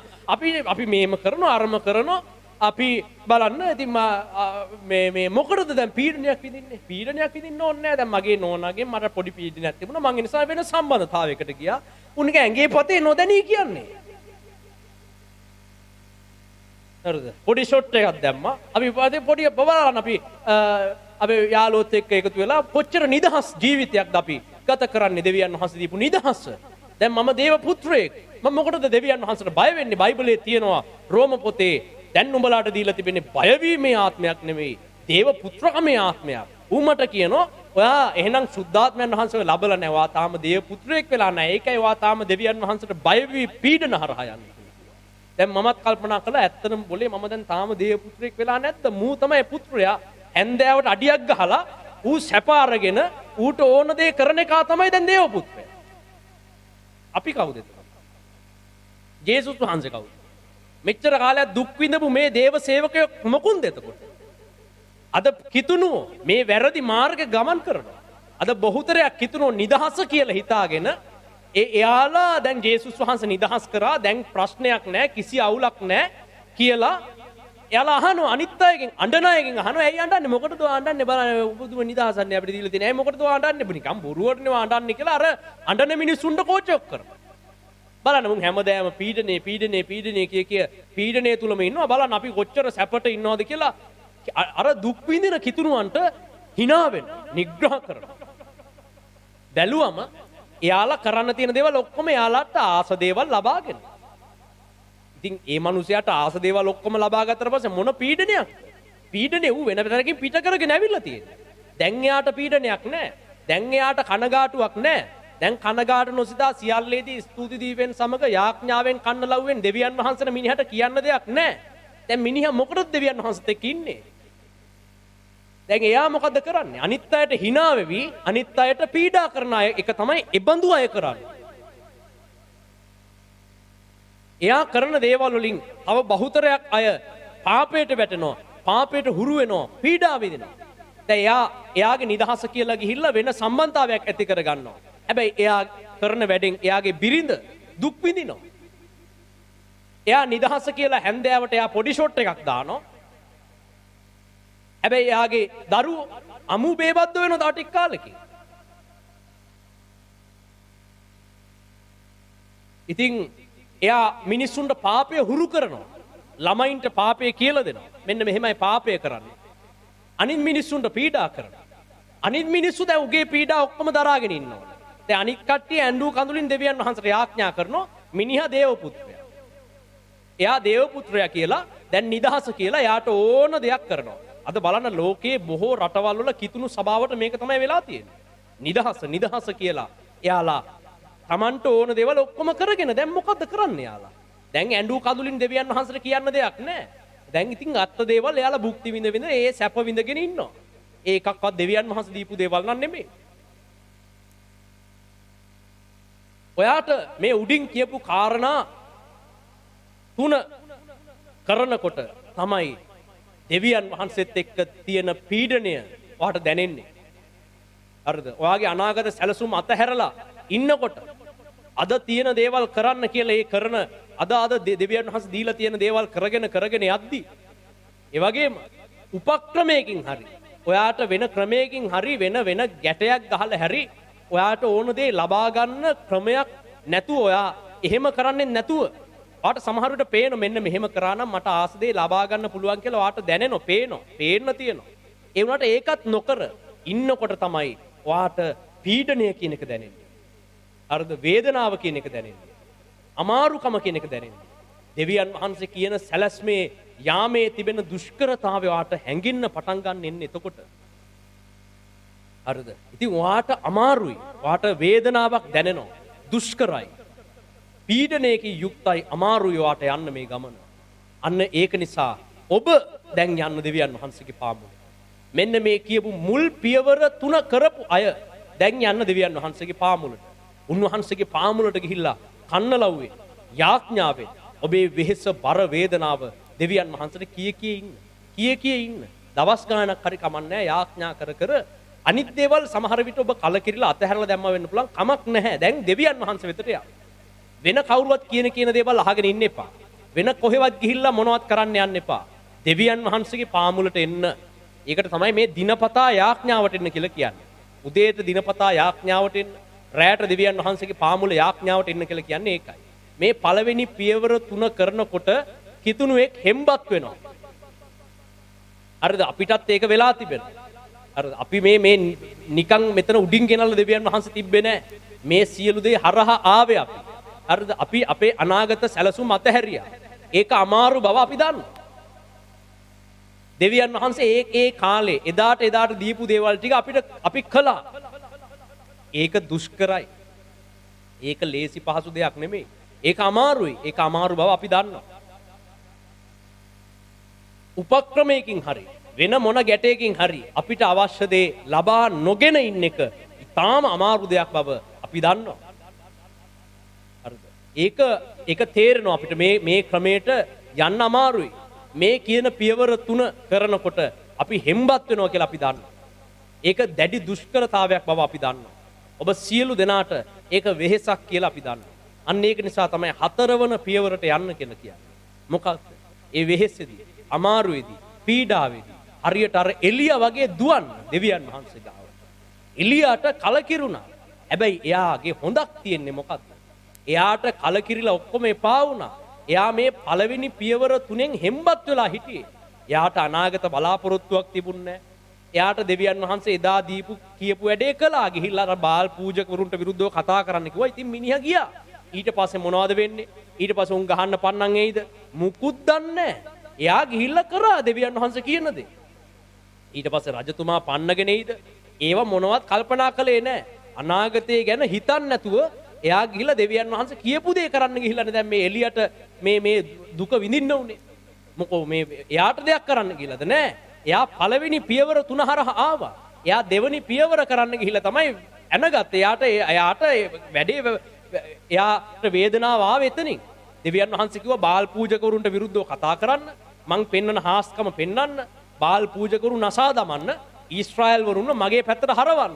ඉතින් ඕක ගිහිල්ලා කරා. එලියා ගිහිල්ලා කරා. කියපු දේ කළා. බලන්න මේ මිනිස්සයා මේ අරහ ආවා. එලියා අනාගත වක්‍රවරයෙක් කියලා කියන්නේ අනාගත සැලසුම් මුකුත් තියාගෙන කෙනෙක් නෙමෙයි. ඒතර පළවෙනි එකත් හරි. දෙවෙනි එකත් එයා කරා. ඊට පස්සේ මොනවා හරි උපක්‍රම වලින් එයා බේරෙන්න හැදුවෙත් නැහැ.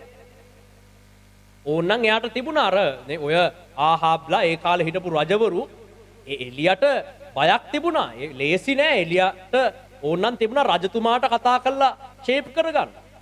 හැබැයි එහෙම කරන්න ගියේ. ඒ රජවරු එලියව හෙව්ව එලියා කොහෙද ඉන්නේ? අනේ අපිට පොඩ්ඩක් ඇවිල්ලා කතා කරන්න කියලා පිරිස යවුව සමහරු. එහෙම හොඳ තත්වයක් තිබිච්ච කෙනෙක්. ඕන්නම් රජතුමාට කියලා මොන හරි දෙයක් කරගන්න තිබුණා. එහෙම කරේ නෑ. තමන්ගේ රාජ්‍ය තාන්ත්‍රික බල හැසිරුවේ නෑ. රජමාලිගාවේ හිටපු ප්‍රධාන ඇමතිලා සේවකයෝ එලියා ගාවට ඇවිල්ලා වෙවුලලා කතා කරේ. හරිද? එලියට ඕන්නම් කිව්වා තිබුණා ගිහිල්ලා රජමාලිගාවේ දේවල් වෙනස් කරන්න. කට්ටියව අඳුරනවා. එලියා අඳුරනවා ඒ අයව. ඒ වුණාට උපක්‍රම වලින් Taman බේරෙන්න Tamanට ඕන දේ කරගන්න එයා හැදුවෙත් නැහැ. තුන්වෙනි පියවර හරහත් ආවම එයා හෙම්බත් වෙලා හොඳටම එලියා අන්නේක තමයි ගිහලා රොතේම් ගහක් යට බුදිය ගත්තේ.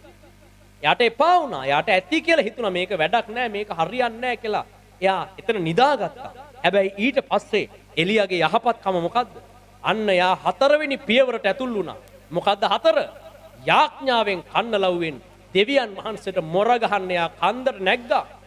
ඒක විස්තර වෙනවා එලියාගේ කතාවේ දෙවනි පළවෙනි රාජාවලිය පොතේ. බලන්න කියවලා. එයා නැග්ග කන්දට.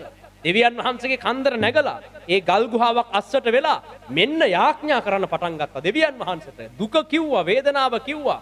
කන්නලව්වෙන් මොර ගැසීමෙන් තමන්ගේ හදවතේ තියෙන වේදනාව දෙවියන් වහන්සේට කිය හිටියා. එවිට මොකද්ද වුනේ? කිසි නුවණකින් දැනගත නොහැකි වූ දෙවියන් වහන්සේගේ සමාදානය එලියාගේ සිත සැනසුවා. එලියට දෙවියන් වහන්සේ ප්‍රකාශ වුණා. ප්‍රකාශ වෙලා අනාවරණය කළා. දැන් හරි. එහෙනම් මෙන්න මෙහෙමයි ඊළඟට කරන්න තියෙන්නේ. හරි වා මං ඒ වෙලාවේ කියපු දේවා කරා. දැන් මෙන්න මෙහෙමයි වෙන්නේ ඊළඟට. දැන් බය වෙන්න දෙයක් නැහැ. ඔයා ගිහිල්ලා ඔයා වෙනුවට මෙන්න මෙයාව අනාගත වක්තෘ තැනට කැඳවන්න. මේ රජවරු ඊළඟ රජකමට ආලේප කරන්න. මෙන්න මේකයි අනාගතේ වෙන්න යන්නේ. දෙවියන් වහන්සේගේ හිත සැනසුවා. කිසි නුවණකින් දැනගත නොහැකි දෙවියන් වහන්සේගේ සමාදානය එලියා කෙරෙහි ප්‍රකාශ වෙලා එලියා කන්දෙන් බැස්සේ කන්දට නැගපු විදිහට නෙමෙයි. කන්දට නැග්ගේ හෙම්බත් වෙලා කලකිරිලා එපා වෙලා සේවය අතහරින්න හිතාගෙන. හැබැයි ආයේ කන්දෙන් බැස්සේ දෙවියන් වහන්සේගේ සැලැස්ම නැවත ඉටු කරන ඒ දැවෙන බලාපොරොත්තුවෙන් එයා දෙවියන් වහන්සේගේ සමාදානය කඳු මුදුනේදී ලබා ගත්තා. හතරවන පියවර ඔබට අතිශය වැදගත්. ඉතින් මේ පියවර තුන මුල් ඒව හරහා ආපු නැති කෙනෙක්ට මේ කෑල්ල තේරෙන්නේ නැහැ. මේක තේරෙන්නේ නැහැ. මේ මොකද්ද? මොකටද කන්දේ නගින්නේ? උඩට ගිහිල්ලා මොකද්ද කරන්නේ? මොකටද යාඥා කර ඉන්නේ? ගොඩක් වෙලා යාඥා කරන්නේ මොකටද? පැය කීයක් කරන්න ඕනද? ඒ ඔන්න ඔක්කොම ප්‍රශ්න අහන්නේ අර මුල් පියවර ගැන මෙලෝ අවබෝධයක් නැති ඒව හරහා ගියපු නැති අය. හරිද? එයාලා අර අහලා තියෙන එක කෑලි අහලා තියෙනවා. බයිබලයේ මේ පිලිප්පි 4ත් කියවලා තියෙනවා. හැබැයි මුල් පියවර තුන නැතුව පිලිප්පි 4 කියවලා වැඩක් නැහැ. බොරුවට අඬන්න බෑනේ. බොරුවට දුක කියන්න බෑනේ. දුකක් නැත්තම් කොහෙද දුක කියන්නේ? නුඹලගේ අනගාටු නොසිතා කියන්නේ කොට අපිට කනගාටුවක් නැහැ කියලා කාට හැර හිතුනොත් පිලිප්පි 4 තියෙන එක වාට කරන්න බෑ. වා ඒක කරන්න නම් අර මුල් තුන හරහා එන්න ඕන. ඉතින් ඔන්න හතරවෙනි පියවර කළා. දැන් ඔබට සමාදානයක් එන ඔබේ මනසට. බොරු නෙමෙයි ඇත්ත. හරිද? අපි මේ හරහා ආවා. දැන් මේ අත්දැකීමෙන් ඔබට කතා කරන්න. දෙවියන් වහන්සේ මේ කියන පියවර හරහා යන්න. බය වෙන්න එපා. ඔය තුන හරහා අපි ආවා. ඔය තුන අමාරු. ඒක හරහා එනකොට මනස කඩන් වැටෙනවා. ඒ වෙලාවේ දෙවියන් වහන්සේගේ පාමුල යාඥාවෙන් කන්නලව් කර උන්වහන්සේගේ පාමුලට එන්න. ඒ වෙලාවේ දෙවියන් වහන්සේගේ සමාදානය වාගේ සිත පිරෙනවා. ඇත්තටම මේක වෙනවා. අර ඔයාට අනාගත සැලසුම් ඔක්කොම ගොඩක් දේවල් ඔයාගේ මනස තිබුණා වෙන්න පුළුවන්. හැබැයි ඔයාගේ මනස සුද්ධාත්මයන් වහන්සේ විසින් සනසනවා. ඒක තමයි හතරවෙනි එකේදී දෙවියන් වහන්සේ වෙතට ගිහිල්ලා යාඥාවේ නිරත වෙන්න කියලා කියන්නේ. දැන් ඔයාට ප්‍රීතියක් දැනෙනවා. දැන් අර කන්ද නගිනකොට තිබුණ වෙහෙස අඩුයි ඔයාට. ඒ වෙහෙස එච්චරම දැනෙන්නේ නැහැ. පොඩි සතුටක්, පොඩි සමාදානයක් ඔයාගේ හිතේ දැනෙනවා. ඔයා බලාපොරොත්තු වෙච්ච දේ තාම නැහැ ඔයාට. ලැබිලා නැහැ. තාම ඒ තැනට ගිහිල්ලා නැහැ. ඒ වුණාට ඔයාගේ හිතට පොඩි සැනසෙල්ලක් දැනෙනවා. හරිද? ඔන්න කමක් නැහැ අප්පා. ඔය මොන දේ වෙන්න හරි ආයෙ ඔන්න දෙවියන් වහන්සේ කියන දෙයක් කරමු වගේ හැඟීමක් වාට දැනෙනවා. හරිද? ඔන්න ඔබ ඒ තැනට ආවම ඔබට ප්‍රීතියක් ඔබේ හිතේ ඇති වෙන්න පටන් ගන්න ඔයා ආස කරන දේ නැතුව. දැන් ලෝකෙ මිනිස්සු ප්‍රීතිය හොයන්නේ ආස කරන දේ ලබාගෙනනේ. හැබැයි ඔයා මේ පියවර 4 හරහා ඇවිල්ලා 4 වෙනි එක හරියට ඔබ කරාම ඔයා බලාපොරොත්තු වෙන දේ නැතුව ඔයාගේ හිතට පොඩි ප්‍රීතියක් දැනෙනවා. පොඩි සැනසෙල්ලක් දැනෙනවා. අර නිකන් ඔළුවේ කැක්කුමක් තිබිලා හොඳ වුණා වගේ. මිටියට අත තැලිලා තිබිලා වේදනාව දැනි තිබිලා ඔන්න එක සැරේට එක සැරේට අර වේදනාව නැති වෙලා යනවා. අන්න ඒ වගේ වුණා වගේ.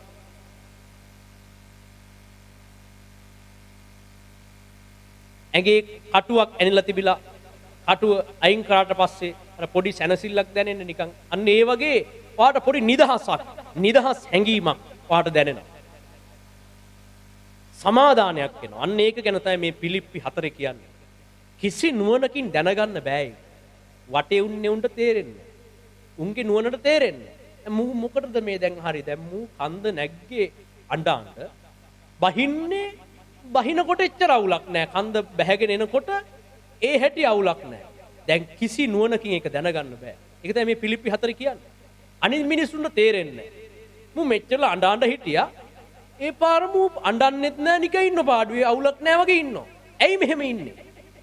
මේක කිසි නුවණකින් දැනගන්න බෑ. වාගේ බිරිඳට සමහර විට ඒක දැනෙන්නේ නැහැ, තේරෙන්නේ නැහැ. වාගේ දරුවන්ට, වාගේ වටේ ඉන්න අයට, වාගේ දෙමව්පියන්ට මුට පිස්සුද දැන් මේ මූ අඬ හිටියා දැන් ආයේ කලුණුත් බෙහෙම වුණා මූට. ආයෙත් වෙලා තියෙනවා. ආයෙ hina වෙලා. ආයෙ ඇවිල්ලා දැන් මෙච්චර වෙලා දුකින් කලකිරලා වැටිලා හිටියා දැන් ඔන්න එළියටත් ඕකනේ උනේ. වටේ ඉන්න අයට හිතා ගන්න බැරුණා. කිසි නුවණකින් දැනගන්න බැරුණා මොකද්ද මේ උනේ කියලා. ඒක දැනගන්න බෑ. ඒක ඔයාගේ වටේ ඉන්න කාටවත් තේරෙන්නේ නැහැ. ඒක දෙවියන් වහන්සේ ඔබගේ ආත්මය තුල කරන විපර්යාසයක්. ඒක අනිත් කටියට තේරෙන්නේ නැහැ. අරද අන්න ඒක වෙන්නේ මේ 4 වෙනි පියවරේ පිලිප්පි 4 කියන විදිහට වා දෙවිඳුන් වෙතට ගියාම ඔයා වෙනස් වෙනවා. ඔයාගේ ඇතුළ වෙනස් වෙනවා. සමාදානයක් වාට දැනෙන්න ගන්නවා. ඒ සමාදානය අනිත් කටියට පේන්නේ නැහැ. දැන් ලෝකේ අනිත් මිනිස්සු සතුටු වෙන්නේ ඇයි කියලා අනිත් අයට පේනවා. මෙයා මේ වගේ තත්වයකට යන්න බලාපොරොත්තුෙන් හිටියා. හරි දැන් මිනිහා ඒ තත්වයට ගිහිල්ලා තියෙනවා. ඒක නිසා මිනිහා පාටියක් දානවා, hina වෙනවා, කෑ ගහනවා, සතුටු වෙනවා. හරි. ඒක තේරෙනවා මිනිස්සුන්ට. හරි ඒක හරි. මෙයා පෙරදිලා හිටියා. එයා දිනන්න බලාපොරොත්තුෙන් හිටියා. දැන් දිනුවා. ඒක නිසා එයා ප්‍රීති වෙනවා. ඒකත් හරි. ඒක මිනිස්සුන්ගේ නුවණට තේරෙනවා. මෙයා මේ දෙයට ආස වෙලා හිටියා. දැන් ඔන්න එයා ඒ දේ ලබාගෙන තියෙනවා. ඒක නිසා ප්‍රීති වෙනවා. ඒක හරි. ඒකත් වටේ මිනිස්සුන්ගේ නුවණට තේරෙනවා. හැබැයි ඔබ මේ 4 වෙනි පියවර හරහා යද්දී ඒක කිසි නුවණකට තේරෙන්නේ නැහැ. ඒක අනිත් අයට තේරෙන්නේ නැහැ. මොකටද ඔයා ආයෙ සැනසුම්? ආයෙ මොකටද ඔයා දෙවියන් වහන්සේ කියන දේ කරන්න ආයෙත් හැරුණේ මොන දෙයකටද? වාට ඉල්ලපු දේ ලැබුණ නිසාද? නෑ. වටේ ඉන්න අයට පේන මූ ඉල්ලපු දෙයක් මූට ලැබිලත් නෑ. එයා බලාපොරොත්තු වෙච්ච දේ මුකුත් වටපිටාවේ කිසිම වෙනසක් නෑ. හැබැයි ආත්මික තලයේ රහස්‍යගත දෙයක් සිදු වෙලා තිබෙනවා. අන්න ඒක ගැන තමයි මේ පිලිප්පි 4 මේ ලොකු රහසක් වාට කියන්නේ. සියල්ලෙහිදී ස්තුති දීමෙන් යාඥාවෙන්ද කන්නලව්වෙන්ද නුඹලාගේ ඉල්ලීම් දෙවියන් වහන්සේට දන්වා පල්ලා. එවිට කිසි නුවණකින් දැනගත නොහැකි වූ දෙවියන් වහන්සේගේ සමාදානය ක්‍රිස්තුස් වහන්සේ තුල නුඹලාගේ සිද්ද සිතුවිලිද ආරක්ෂා කරනවා. ඔයාට ආරක්ෂාවක් නැතුව වැටිලා විනාශ වෙන්න හැදුවේ. නමුත් දැන් ඔන්න ආරක්ෂාවක් දීලා තියෙන ඔයාගේ හිතට. ඉස්සෙල්ලම ආරක්ෂාව අවශ්‍ය ඔයාගේ හිතටයි. ඔයාගේ හිතට ඒ ආරක්ෂාව ලැබුණ නැත්නම් ඔයා කලකිරිලා වැටෙනවා. හැබැයි දැන් ඔන්න ඔයාගේ හිතට ආරක්ෂිත කමක් දෙවියන් වහන්සේ දීලා තියෙනවා. දැන් කලකිරීම එන්න විදිහක් නැහැ. ආරක්ෂාවක් දීලා තියෙනවා. හරිද? අනිත් මිනිස්සු ආරක්ෂාවට කියලා නූල් ගැට ගහගන්න. ආරක්ෂාවට කියලා ගෙදර කුප්පි ගෙනල්ලා එල්ල ගන්න. ආරක්ෂාවට කියලා එක එක දේවල් කරනවා.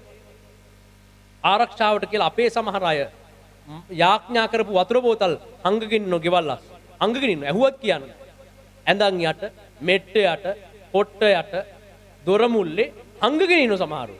කියන්නේ ඇහුවත් කියන්නේ ආරක්ෂාවට හංගගෙන ඉන්න.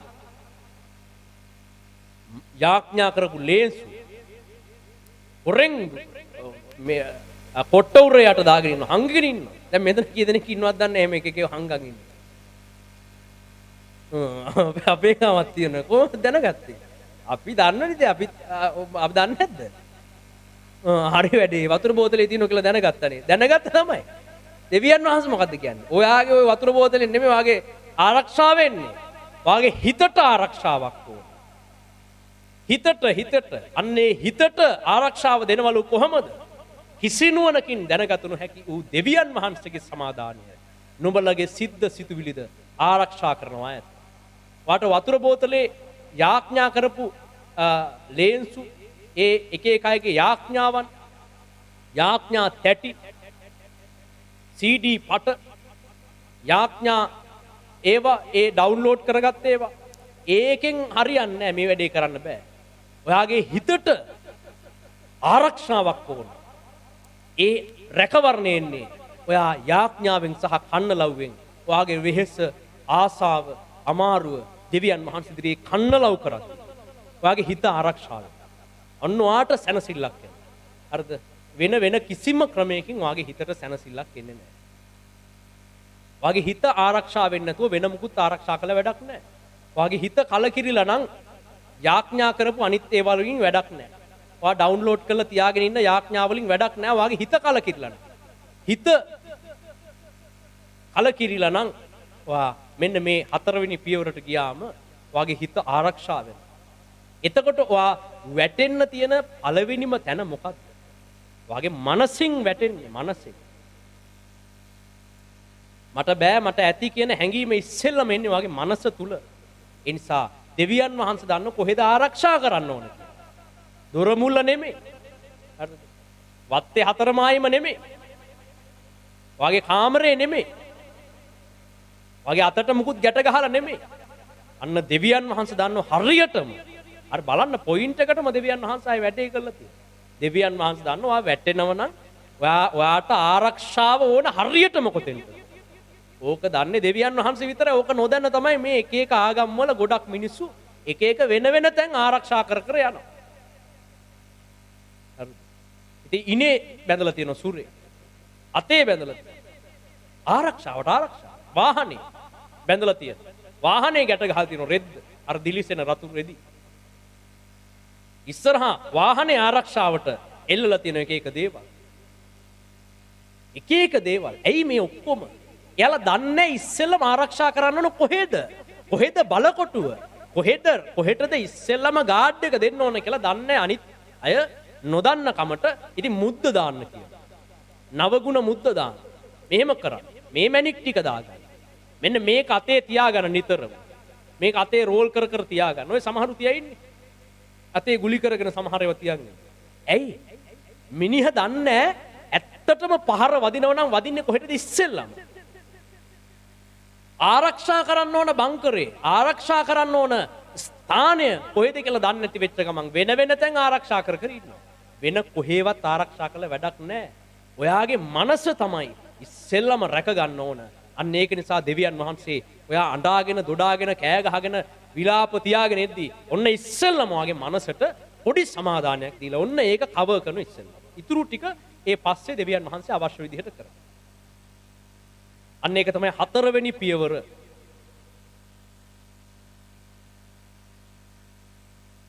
සැලසුම් අවශ්‍ය නැහැ. හරිද? දැන් මුල්ම එකේදී සැලසුම් අවශ්‍ය නැහැ. හැබැයි දෙවෙනි එකේදී පැවරලා තියෙන කාර්ය කරන්න. හරිද? ඔයා හිතන් ඉන්න එකම වෙන්න ඕන කියලා හිතන්න එපා. කරන්න. දැන් මේකෙදි මට කියන්න අමතක වෙච්ච දෙයක් තියෙනවා. දැන් කවුරු හරි දැන් වෛද්‍යවරයෙක් වෙන්න නම් අරමුණු කරගෙන ඉන්නේ. ඔයා පාඩම් කරන්න. හැබැයි ඔයා දන්නේ නැහැ ඔයා වෛද්‍යවරයෙක් වෙන එකද හොඳ? එහෙම නැත්නම් ඔයා ඉගෙනගෙන වෙන තැනකට යන එකද හොඳ? ඒක දන්නේ නැහැ. අන්න ඒක නිසා තමයි දෙවියන් වහන්සේ කියන්නේ මම මේ උදාහරණයක් විදිහට ඔබට කියන්නේ. දෙවියන් වහන්සේ කියන්නේ ඒක අනාගතය ගැන සැලසුම් කරන්න එපා. දැන් තියෙන එක කරන්න. හරි වා හොඳට පාඩම් කරන්න. හැබැයි අනාගතයේ ප්ලෑන් එකක් ගහන්න එපා. දේව සේවය කරන අයත් එහෙම. ඔයාට අද පැරලා තියෙන දේ කරන්න. අනාගතයේ ප්ලෑන් එකක් ගහන්න එපා. මම මෙච්චර කට්ටියක් දාගෙන හෝල් එකක් අරගෙන ලොකු සේවයක් කරන ඒ පොඩ ඉන්නකෝ. අද මොකද්ද කිව්වේ? අද තියෙන දේ කරන්න. අද කම්මැලි වෙලා එහෙනම් සේවයක් නතර කරපුල එහෙනම් ලොකු හෝල් එකක් ගන්නත් ඕනේ නැද්ද? එහෙනම් මුකුත් අනාගත සැලසුම් නැත්තම් අපි නිකන් ඉන්නවා කියලා නිකන් ඉන්න එපා. අද පැවරිච්ච දේ හරියට කරන්න. හැබැයි ඔයා සැලස්මක් ගහන්න එපා. ඇයි? ඔයා තාම දන්නේ නැහැ ඔයා දැන් හෝල් එකක් අරගෙන ඒක කරන එකද හොඳ? එහෙම නැත්නම් ඒක අතහැරලා පොඩ්ඩක් ඉන්න එකද හොඳ? ඒක ඔයා දන්නේ නැහැ. ඒ නිසා අද තියෙන දේ කරන්න. සැලසුම අතහරින්න. ප්ලෑන් එක අතහරින්න. ප්ලෑන් එක අතහරින්න කියලා කියන්නේ වැඩ අතහරින්න නෙමෙයි. හරිද? වා කරන දේ හරියටම කරගෙන යන්න. වාගේ ව්‍යාපාරය, වාගේ රැකියාව, වාගේ සේවය හරියටම අද තියෙන දේ කරගෙන යන්න. ප්ලෑන් දෙවියන් වහන්සේට බාර දෙන්න. දෙවියන් වහන්සේ ප්ලෑන් කළා ඔයා මේ දවසින් දවස කරන දේවල් වලින් පව අරගෙන යයි. හරිද? ඒ වගේම උපක්‍රම කොහොමත් උපක්‍රම වලින් ලබා ගන්න එක නතර කළා. ඉන්පසුව ප්‍රශ්න එනවා ඒ වේදනාව එනකොට දෙවියන් වහන්සේගේ පාමුලට 4 වෙනි පියවරේ ගියා. 5 වෙනි එක. දැන් ඔයාගේ මනසට යම් සමාදානයක් දැනෙන්න ගත්තම දෙවියන් වහන්සේ ඔබට දැන් දීලා ඇති දේවල් දෙසට ඔබේ අවධානය යොමු කරන්න. ස්තුතිවන්තව ඒවා භුක්ති විඳින්න. මේක තමයි 5 වෙනි පියවර. මේ 5 වෙනි පියවර ඔබ ඉගෙන ගත්තේ නැත්නම් ඔබ මුල් කොටස් 4ම කළා. දෙවියන් වහන්සේ ඔබට ඊළඟට දෙන්න යන දේ දෙන්නේ නැහැ ආයෙ ප්‍රමාද කරනවා. තේරුණාද? 5 වෙනි එක තේරුණාද? දෙවියන් වහන්සේ දැන් ඔබට දීලා ඇති දේවල් දෙසට අවධානය යොමු කරලා ස්තුතිවන්තව ඒවා භුක්ති විඳින්න. අන්න 5 වෙනි එක. දැන් මේක කරේ නැත්නම් ආයෙත් දෙවියන් වහන්සේ ඔබට දෙන්න යන දේවල් ප්‍රමාද කරනවා. ඇයි එහෙම ආයෙ කරන්නේ? මුල් 4ම හොඳට කරානේ. පාට සමාදානෙකුත් ආවනේ යාඥා කරා. හරි. යාඥා කරාම සමාදානයක් ආවා. ඒ වුණාට බලන්න 5 වෙනි එකෙන් මොකද්ද කියන්නේ?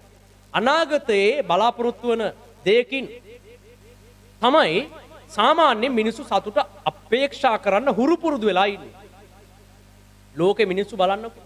අනාගතේ මම මේක ගත්තම තමයි සතුටු වෙන්නේ, මට මේක නැති නිසා තමයි සතුටක් නැත්තේ කියලා අනාගතේ එයාලා බලාපොරොත්තු වෙන අපේක්ෂා කරන්න දේවල් වලින් තමයි සතුට බලාපොරොත්තු වෙලා ඉන්නේ. නමුත් ඒ දේවල් ලබාගත්ත ගමන් මොකද්ද වෙන්නේ? ඒ සතුට එයා තුල වැඩිකල් පවතින්නේ නැහැ. වාහනයක් ගන්න යමෙක් ආස වෙලා ඉන්නව වෙන්න පුළුවන්. මට වාහනයක් නැහැ. වාහනයක් තිබුණා නම් තමයි මට සතුට හිතෙන්නේ. වාහනයක් ගත්තා නම් මට පුදුම සතුටක් එයි කියලා හිතාගෙන ඉන්නවා. වාහනයක් ගන්නවා. අරගෙන ඔය වාහනේ නිසා ඔයාට සතුට කොච්චර දවසක් තියෙන්නේ? ඔයා ඒ වාහනේ තියෙද්දි වෙන බලාපොරොත්තුවක් ඔයාගේ හිතේ ආයි ගොඩ නැගෙනවා. ඔයා කල්පනා කරනවා මේක හරි දැන් වාහනේ තියෙනවා. ඒ වුණාට මං මෙන්න මෙහෙම කරෝතින් තමයි මට සතුට හිතෙන්නේ කියලා හැමතිස්සෙම මිනිස්සු සතුට අනාගතයට ප්‍රක්ෂේපණය කරනවා. ඒ කියන්නේ හැමතිස්සෙම යා අනාගතයේ තියෙන දෙයකට තමයි සතුට ආයෝජනය කරලා තියෙන්නේ. යා ඒ සතුට අනාගතයේ මෙන්න මේකේ තමයි තියෙන්නේ. හරි දැන් වාහනයක් තියෙනවා. තාම විවාහ වුන්නේ නැහැනේ, බැන්දේ නැහැනේ. විවාහ වුන්නේ නැහැ. විවාහ වුණාම තමයි ඉතින් වාහනයක් තිබුණාම මොකටද නේ මං තනියම ඉතින් මේක යන්න එන්න මේක අනිකම මැකෙන්නත් එක්ක විවාහ වුණාම තමයි සතුටු වෙන්න පුළුවන් වෙන්නේ කියලා ඔන්න වාහනේ අරගෙන සතුටට විවාහය හොයනවා. දැන් විවාහය ලබා ගත්තම ඒක තුල අමුතු එකක් ඔයා හිතන් ඉන්න කලින්. හැබැයි ඒක ගත්තා කියලා ඔබගේ සතුට සදාකාලිකව පවතින්නේ නැහැ. ගත්ත වෙලාවේ ඒක දැනෙයි. හැබැයි පසුව ඒක ටික ටික නැති වෙලා යනවා. ආයි ඔයා අනාගතයට ප්‍රක්ෂේපණය කරනවා. හරි දැන් මේ ඔක්කොම හරි දැන් ඉතින් මම තනිකඩය වගේ නෙමෙයිනේ අප්පා දැන් පොඩ්ඩක් ඉතින් පඩිය වැඩි කරගන්න ඕන. දැන් ඉතින් ඉස්සර වගේ බෑනේ. ඉස්සර නම් පොඩි ගාණෙන් ජීවත් වුණා. දැන් ඉතින් පොඩි උසස් වීමක්වත් අරගෙන එහෙම නැත්නම් මගේ බිස්නස් වැඩි කරගෙන ලෝන් එකක් හරි දාලා මේ බිස්නස් වැඩි දියුණු කරගෙන ආදායම ටිකක් වැඩි කරගන්න ඕන. මොකද මම දැන් පෞල් ජීවිතයකට ඇතුල් වෙලා ඉන්නේ. දැන් මම තනියම නෙමෙයි දැන් පවුලක්. ඒ නිසා ආදායම වැඩි කරගන්න ඕන. ඔන්න ඒ තව අනාගත සිහිනයකට එයාගේ සතුට යවනවා. දැන් මෙහි සතුටක් නැහැ. දැන් උට වාහනේත් තියෙනවා ඒත් සතුටක් නැහැ. බැඳලා ඒත් සතුටක් නැහැ. අනාගතේ අඩිය වැඩි කරගන්න එකට ඕන්න සතුට එනවා. ඔන්න ඒකට තමයි සතුට එන්නේ. ඒක හොයාගෙන යනවා. ඒක ගත්තම ඒකත් නැති වෙනවා. දුවගෙන යනවා. අල්ලගත්තම එතන මුකුත් නැහැ. ආයි ඊළඟ එක මේක හරියන්නේ නැහැ. මේක අර හරියට බල්ලෝ වාහන පිටිපස්ස දුවනවා. දැකලා තියෙනවද? වාහන එහෙම යනකොට බයික් යනකොට වාහන යනකොට සමහර බල්ලෝ පාරායින් ඉඳගෙන දුවගෙන එනවා වාහනේ පිටිපස්සෙන් අල්ලන්න හිතාගෙන දුවගෙන එනවා. පොඩ වාහනේ නතර කළා බල්ලට පොඩක් එන්න දෙන්නකෝ.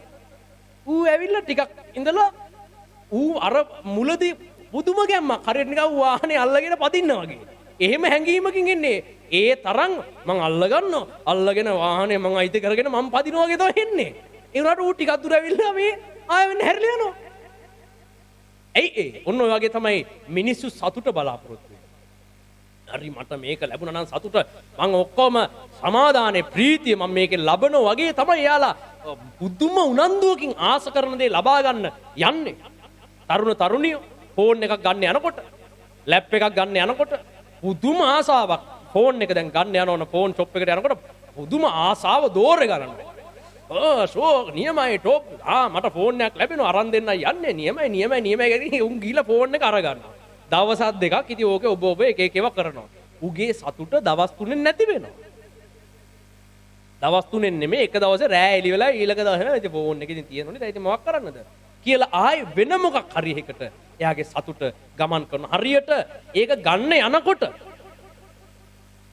ඉහළම ප්‍රීතිය අපිට දැනෙන්නේ. හරි ගත්තා නියමයි අපි ගන්න යන්නේ අර බල්ලා පිටිපස්සෙන් එනවා වගේ තමයි කාර් එක පිටිපස්සේ එනවා වගේ තමයි බයික් එක පිටිපස්සේ බල්ලෙක් එලවගෙන එනවා වගේ තමයි පුදුම ආසාවකින් එලවගෙන එන්නේ. හැබැයි අල්ලගත්තම මුකුත් නෑ ආයි හැරිලා යනවා. ඔය වගේ තමයි. අන්න ඒක නිසා පස්වෙනි කාරණය මොකද්ද? ස්තුතිවන්තව භුක්ති විඳීම. හුරු නැත්තම් ඔයාට දෙවියන් වහන්සේ ඔයාට දෙන්න යන දේ ආයි කල්දා දෙන්න ආයි කල්දා. ඇයි?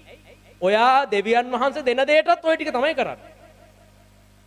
ඔයාට හුරුවක් නැත්තම් ස්තුතිවන්තව භුක්ති විඳලා හුරු නැත්තම් ඔයාට දෙවියන් වහන්සේ ඔයාගේ අවශ්‍යතාවය මේ පස්වෙනි දෙක ඒක හැදෙනකම් කල් දාන. දැන් සමහරු මේ ඔක්කොම කරලා ඇති. උඩ කාරණා 4ම කරලා ඇති. දැන් කල්පනා කරනවා ඇති ඇයි දෙවියන් වහන්සේ තාම දෙන්නේ නැත්තේ? තාම දෙන්නේ නැත්තේ මොකද අප්පා? මේකත් කරා අරකත් කරා සැලසුම් මත හැරියා. දැන් තියෙන දේ කරා. උපක්‍රම වලින් ගන්න ගියෙත් නැහැ. ඒ වගේම මොකද්ද මේ අපිට වෙහෙස දැන්නකොට දෙවියන් වහන්සේට යාඥාත් කළා. සමාදානෙකුත් ආවා. ඇයි එහෙනම් තාම දෙවියන් වහන්සේ දෙන්නේ නැත්තේ? පස්වෙනි එක පොඩ්ඩක් බලන්න. පස්වෙනි එක ස්තුතිවන්තව භුක්ති විඳීම. ඒක ප්‍රැක්ටිස් එකක්. ප්‍රැක්ටිස් වෙන්න ඕන. පුරුදු වෙන්න ඕන. ඔයා දැන් ඒකට හුරු වෙන්න ඕන. ලෝකේ මිනිස්සුන්ට එහෙම හුරුවක් නැහැ. හරිද? ලෝකේ මිනිස්සු දැන් තියෙන දේ භුක්ති විඳලා පුරුද්දක් තියන අය නෙමෙයි. තව දේවල් හොයාගෙන ගිහිල්ලා පුරුද්දක් තියන අය. එයාලා හොයාගෙන යනවා. දැන් තියෙන දේ භුක්ති විඳින්නේ නැහැ. දැන් ඔයාට වාහනයක් තියෙනවා නම් වාහනේ පොඩ්ඩක් භුක්ති විඳින්න. වාහන තියන අය. දැන් මේ අනිත් කට්ටිය වාහන නැතුව දුක් විඳිනවා. හරිද? දැන් අඬනවා ඒක ඕන කියලා. දැන් වාහන තියන අය පොඩ්ඩක් ඔයාට මතකද ඔයාට වාහනයක් ලැබිලා තියෙන්නේ කියලා? ඔයා ආසාවෙන් හිටපු කාලේ වාහනයක් ගන්න. දැන් ඔන්න සමහරුන්ට වාහන ලැබිලා තියෙනවා. ඒ තට්ටු කරලා මතක් කරන්න මේ ඔයාට වාහනයක් තියෙනවා ඈ. විටින් විට මතක් කරන්න ඕන. දැන් සමහරු ජොබ් එකක් නැතුව හිටියා. දැන් ජොබ් එකක් තියෙනවා. භුක්ති විඳින්න. ඒක ඔයාට ආදායමක් ලැබෙනවා. සමහරුන්ට ඒක මතක් කරන්න ඕන. තට්ටු කරලා මතක් කරන්න. මේ ඔයාට දැන් පඩියක් ලැබෙනවා. කිතුණුවන්ට ටික දවසක් ගියාම මතක් කරන්න ඕන. මෙච්චර දවස් පළවෙනි දවසේ ඇවිල්ලා සාක්ෂි දෙනවා සභාවේ පුදුම සාක්ෂි දෙන්නේ මෙහෙම කරා පුදුම ප්‍රීතියක් දැම්මම දෙවියන් වහන්සේගෙන් හෙල්ලෙන්නේ නැහැ කියලා මට දැන් ජොබ් එක ලැබුණා පුදුම ප්‍රීතියක්. දැන් සතියක් දෙකක් යද්දි ආයෙ තට්ටු කරලා මතක් කරන්න ඕන. ආට ජොබ් එකක් ලැබිලා තින්නේ ඈ. වාට මතකද ඔයා ජොබ් එකක් ඉල්ල හිටියා. දැන් ඔයා සුව වෙලා තියෙන්නේ මතක් කරන්න ඕනද? ඒ ප්‍රීතිය තියෙනවා පහුවෙනිදා ඇවිල්ලා සාක්ෂි දානවා. හරිම සතුටුයි. ඉතින් අපිටත් සතුටුයි. පුදුම සන්තෝෂයක් තියෙනවා. හැබැයි සතියක් දෙකක් යද්දි ඔයා සුව වෙලා ඉන්නේ. ඔයාට සුවේ තියෙනවා කියලා මතක් කරන්න ඕන තට්ටුවක් දාලා. නැත්නම් උන්න මතක නැහැ. ඒක අපි හැමෝගෙම පුරුද්ද මේ ලෝකෙ මිනිසුන්ගේ හැටි. අපි හැමෝම එහෙමයි. ඒක තමයි අපේ පුරුද්ද. දැන් තියෙන දේ භුක්ති විඳ ගන්න බෑ. ඔයා ඒකට පුරුදු වෙන්න. දැන් වටේ තියෙන දේවල් දිහා පොඩ්ඩක් බලන්නකෝ. ඔයා ගෙයක් දොරක් නැතුව ඉන්නේ නැති ගෙයක් දොරක් ඔන්න දෙවියන් වහන්සේ අවශ්‍ය දේ සපයලා ඇති. දරුවෙක් නැතුව ඉන්නේ නැති ඔන්න දරුවෙක් දෙවියන් වහන්සේ දීලා ඇති. ජොබ් එකක් නැතුව ඉන්නේ නැති ඔර දැන් ජොබ් එකක් තියෙනවා. වාට කෑම බීම තියෙනවා. දැන් දහවසට කනවා කට්ටිය. පොඩ්ඩක් කල්පනාවෙන් ස්තුතිවන්තව ලැබෙන දේ භුක්ති විඳින්න. සරල දෙයක් වෙන්න පුළුවන්. ඔයාගේ වටපිටාව බලන්න ගේ ඇතුලේ වටපිටාවේ අවට ඔයාට ලැබිලා තියෙන දේවල් ටික බලන්නකෝ. හරි නැති දේවලුත් එකක් දෙයක් ඇති. ඔයා ආස කරපු සමහර දේවල් තාම ලැබිලා නැහැ. ඒක හරි. හැබැයි ඔයාට තියෙන දේවල් ටික බලන්න වටපිටාව බලන්න. අන්න ඒ තියෙන දේවල් ටික දැන් භුක්ති විඳින්න. කොහොමද? ස්තුතිවන්තව භුක්ති විඳින්න. ඔයාට තාම ඔයා ඉල්ලපු අනිත් දේ නැහැ. හැබැයි ඔයාට දැන් බලන්න ඔයාගේ අතට දැන් ලැබිලා තියෙන දේ. ඒකට ස්තුතිවන්ත වුණාද? දෙවියන් වහන්සේට කිව්වද ඔබ කොයි හරි ක්‍රමයකින් මට මේක සපයලා දුන්න නිසා ඔබ වහන්සේට ස්තුතියි කියලා කිව්වද? ස්තුතිවන්තකම දැක්වුවද? භුක්ති විඳද? ස්තුති කරාද? දැන් තියෙන දේ කාලා බීලා ප්‍රයෝජනෙට අරගෙන පරිශීලනය කරලා ඒක භුක්ති විඳින්න ස්තුතිවන්තව ඔයා මෙන්න මේක හුරු වෙනකොට තමයි දෙවියන් වහන්සේගේ පැත්තෙන් වෙන්න ඕන දේ කරා. ආබ්‍රහම්ට මේ ලෙවල් එකට එන්න එයාගේ වයස අවුරුදු 100ක් වෙනකන් හිටියනේ බලාගෙන. ඇයි? මෙන්න මේ පියවර හරහා වර්ධනය වෙන්න ඕනේ යමෙක්. අපේ ජීවිතවල සමහර දේවල් දෙවියන් වහන්සේ ඉටු කළේ මෙන්න මේ පියවර හරහා යද්දී. අපේ ජීවිතවලත් තවත් සමහර දේවල් තව ඉටු වෙන්න තියෙන ඉදිරියේදී. ඒ දේවල් දැනට වළක්වලා තියෙන්නේ මෙන්න මේ පියවර පහේ කොතනක හරි අපි නතර වෙලා ඉන්නේ. මේ දේවල් සම්පූර්ණ වේගන ඔබ ඉදිරියට යද්දී දෙවියන් වහන්සේ සුදුසු ලෙස සුදුසු කාලයේ ඔබව උසස් කරනවා. ඔබට අවශ්‍ය දේ සපයලා දෙනවා. අවශ්‍ය දේ සපයලා දෙනවා කියලා කියන්නේ මහා ලොකු දේවල් වාව කෝටිපතියෙක් කරනවා කියන එක නෙමෙයි. එහෙම අවශ්‍යතාවයක් නැහැ. දැන් අපිට එහෙම අවශ්‍යතාවයක් නැහැ. දැන් මට යන්න එන්න වාහනයක් තියෙනවා නම් පොඩි වාහනයක් හරි මොකක් හරි තියෙනවා නම් දැන් මම බෙන්ස් එකක් ගන්න සිහිනවා ගන්න ඕනේ නැහනේ. එහෙම අවශ්‍යතාවයක් නැහැ. දැන් මේ තියෙන දේ භුක්ති විඳලා ආගේ අවශ්‍යතාවය ඒකෙන් ඉටු කර ගන්න පුළුවන්. හරිද? ලෝකේ ක්‍රමය මොකද්ද? සිහිනම වාගෙන තව ලොකු දේවල් අරගෙන ඉතින් ඒක එහෙම එකක් අපිට අවශ්‍ය නැහැ. ඔයාට ප්‍රීති වෙන්න, ඔයාට සැනසෙන්න, ඔයාට අවශ්‍ය දේ ඔයාට සතුටින් ජීවත් වෙන්න අවශ්‍ය දේ දෙවියන් වහන්සේ ඔයාට සපයලා දෙනවා. ඒ ගැන කිසිම ප්‍රශ්නයක් නැහැ. දෙවියන් වහන්සේගේ අවශ්‍යතාවය ඔයාට අවශ්‍ය දේ නොදී ඉන්න එක නෙමෙයි. උන්වහන්සේගේ කැමැත්ත පියාණන් වහන්සේගේ කැමැත්ත. උන්වහන්සේ යහපත් පියාණන් වහන්සේ. අයහපත් පියවරුත් ලෝකේ ඉන්නේ. හරිද? ඒ අයහපත් පියවරු එක්ක යහපත් පියාණන් වහන්සේව සංසන්දනය කරන්න යන්න එපා. යහපත් පියාණන් වහන්සේගේ කැමැත්ත ඔබට අවශ්‍ය කරන දේ, ඔබට සුදුසු දේ නිසි ලෙස ඔබට ලබා දීලා ඔබට ආශිර්වාද කරන එක. පියාණන් වහන්සේගේ ආසාව. ඒක තමයි පියාණන් වහන්සේගේ කැමැත්ත. උන්වහන්සේකට කැමති, උන්වහන්සේ කැමති ඔබ භුක්ති විඳින්න, ඔබට අවශ්‍ය දේ සපයලා දෙන. ඒක නෙමෙයි කියන්නේ මහා රාජ්‍යයක් සූදානම් කළා. ඒකට එන්න, ඒකේ නගර මෙහෙමයි, ඒකේ ශාස්ත්‍රීයත්වය මෙහෙමයි කියලා. මොකටද මේ මහා ලොකු රාජධානියකට දැන් ඊළඟට අපිව කැඳවන්න? මොකටද ඒ වැඩ කරන්නද? වත්තේ වැඩටද කැඳවන්නේ? නෑ, ඒ රාජ්‍ය භුක්ති විඳින්න. ඒක තමයි උන්වහන්සේගේ කැමැත්ත. උන්වහන්සේගේ හිත තේරුම් ගන්න ඉස්සෙල්ලාම. හරි, අපි පොළවේ දේවල් අතහැරලා යනවා. මොකටද යන්නේ දැන්? ඒ ගිහිල්ලා මේ ඔය හරි කඳවුරක දාගෙන වැඩ ගන්නද යන්නේ? නෑ, අපි කැපවීමෙන් ගිහිල්ලා එහෙත් කැපවීමෙන් දුක් විඳින්නද යන්නේ? නෑ, දෙවියන් වහන්සේ එහෙ එන්න කියන්නේ මොකටද? ඔබව සනසන්න. ඔබට ඒ රාජ්‍යයේ මහිමය පෙන්වන්නනේ හලු එන්න කියන්නේ. ඒක අත්විඳින්න එන්න කියන්නේ. ඒ තරම් මහ රාජ්‍යයක් තියෙනවා. ඒකේ නගර වල වීදි මේ වගේ ජීවන වෘක්ෂය තියෙනවා. එන්න එහෙ මාලිගාව හදලා තියෙන්නේ මෙහෙමයි. ඒක අත්තිවාරම් මේ මැණික් වලින්. මේ තරම් ආශිර්වාදමත්. සදාකාලයට මැරෙන්නේ නැහැ. මුළු පාලන බලය ලැබෙනවා. මේ ආශිර්වාද නෙමෙයි ඔක්කොම. අපි ආස කරන දේවල් නෙමෙයි ඔක්කොම. මේ හැම දෙයක්ම දෙන්න තමයි එන්න කියන්නේ. උන්වහන්සේගේ කැමැත්ත ඔයා ආස කරන දේ දෙන එක. ඔයාට ආශිර්වාද කරන එක. ඔයාට සුදුසු කාලේ සුදුසු දේ. ඔයාට ප්‍රීති වෙන්න, භුක්ති විඳින්න, කන්න බොන්න, අත්දකින්න ඔයාගේ අතට දෙන එක තරම් සතුටක් දෙවියන් වහන්සේට තවත් නැහැ. ඔයා දුක් විඳිනවා පීඩාවක් මැද්දෙන් එනෝ දැකලා දෙවියන් වහන්සේ සතුටු වෙන්නේ නෑ. ඒක නෙමෙයි. ඔයාට දැන් බලන්න පොඩි ළමයෙක්ට තාත්තා කෙනෙක් සෙල්ලම් බඩුවක් ගෙනල්ලා දීලා ඒ පොඩි ළමයා ඒ සෙල්ලම් බඩුවෙන් ආසාවෙන් සෙල්ලම් කරනවා දකින්න තමයි තාත්තා කැමති. තාත්තා කෙනෙක් ළමයෙක්ට බයිසිකලයක් ගෙනත් දුන්නම ඒ පුතා ඒ බයිසිකලේ පදිනවා ඒක භාවිතා කරනවා දකින්න තමයි තාත්තා කැමති. ටැග්ගක් අරන් ආවම උරුමයක් ලෑස්ති කරගත්තම ඒ උරුමයේ භුක්ති විඳිනවා දකින්න ඒක ලබා දෙන්න තමයි තාත්තා කෙනෙක් කැමති. යහපත් පියාණන් වහන්සේ කැමති ඔබට වහන්සේ සූදානම් කරලා තියෙන දේවල් දෙන්න තමයි වහන්සේ කැමති. මේ තැන්වල ඔබ නතර වෙන්න. මේ කියපු පියවර පහ පසු කරගෙන එන්න. ඔබ අමාරුවෙන් ප්ලෑන් කරගෙන කොහොම හරි ගන්න උපක්‍රම කර දඟලන්න ඕන. එහෙම නොකර ඉන්නකොට වෙහෙසයි කියලා දන්නවා.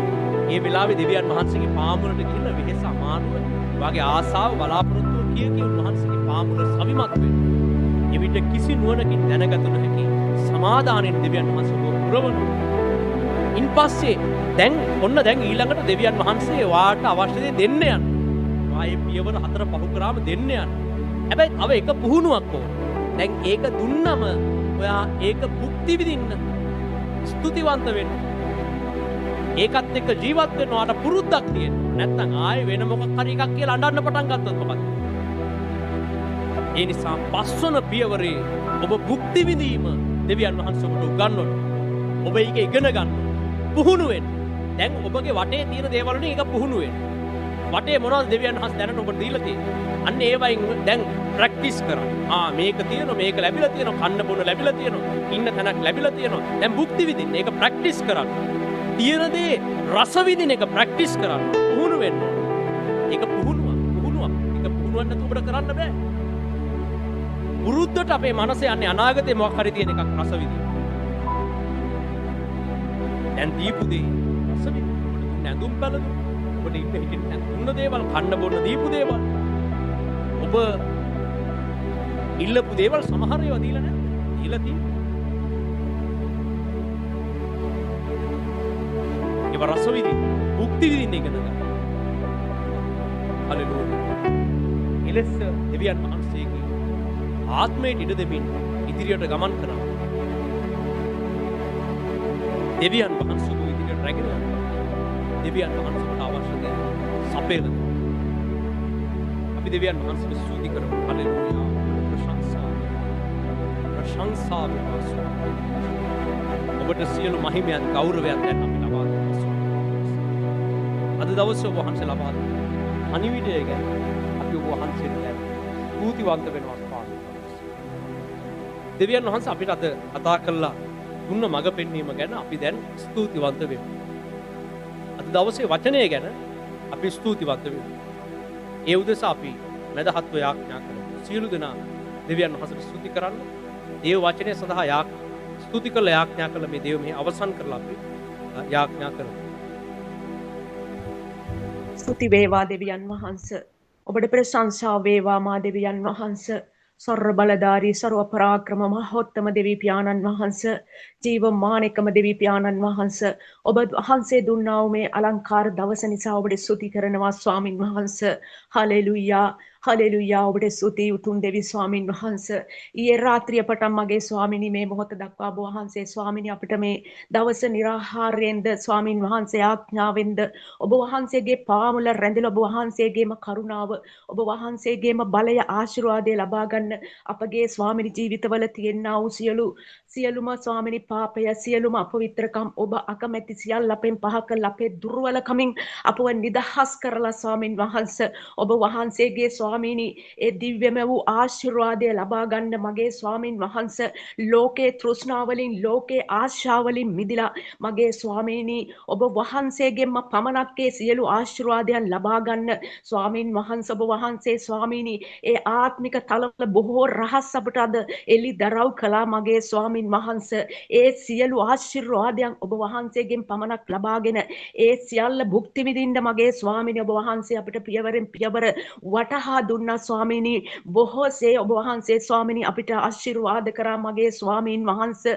ඔබ වහන්සේ සමගම බැඳීම් ඇති කරගෙන ඔබ වහන්සේ සමගම ස්වාමීන් වහන්සේ ජීවත් වෙන්න මගේ දෙවි පියාණනි ඔබගේ සැලැස්ම අනුව ජීවත් වෙන්න මගේ දෙවියන් වහන්සේ ඔබ අපගේ ජීවිත ස්වාමින් වහන්සේ ගොඩ නැගුව අපේ ආත්ම පෝෂණය කර බැවින් ඔබට ස්තුතිවන්ත වෙනවා ස්වාමින් වහන්සේ ජීවමාන මගේ දෙවි පියාණන් වහන්සේ උතුම් වූ ආත්මයන්න් වහන්සේ ඔබ වහන්සේ අද දවස පුරාවටම ස්වාමින් වහන්සේ ඔබ වහන්සේගේම දරුවන් ඔබ වහන්සේ රැගෙන යන බැවින් ස්තුතිවන්ත වෙනවා ස්වාමින් වහන්සේ මෙන්න පියාණනි මේ මොහොත සම්බන්ධ වෙලා निराහාරයෙන් ස්වාමින් ඔබගේ පාමුල අයදින සෑම දරුවෙක්ම ඔබ වහන්සේට බාරි කරනවා කැප කරනවා ස්වාමිනි අද දවස ස්වාමිනී මෙතෙන් පටන් මේ දවස निराහාරය ස්වාමින් වහන්සේ ස්ථීර කරගෙන ස්වාමිනී වහන්සේ තුල ස්වාමින් වහන්සේ ඒ ආශිර්වාද ලබා ගන්නට ඔබ වහන්සේගේ මහා කරුණාව දෙන පිණිස අපි එකිනෙකා යටහත් වෙනවා ජීවමාන මහෝත්තම දෙවිඳුනි ඔබගේ සුද වූ බලවත් ඒ ජීවමාන වචනය නිසා අනේක වාරයක් ඔබට ස්තුති කරමින්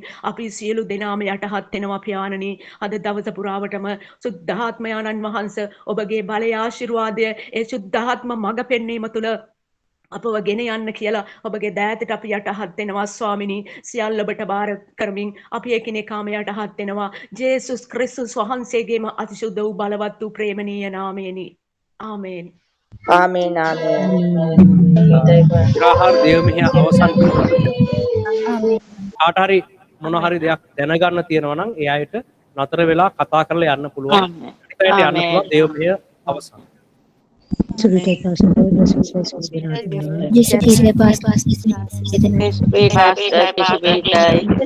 Pastor,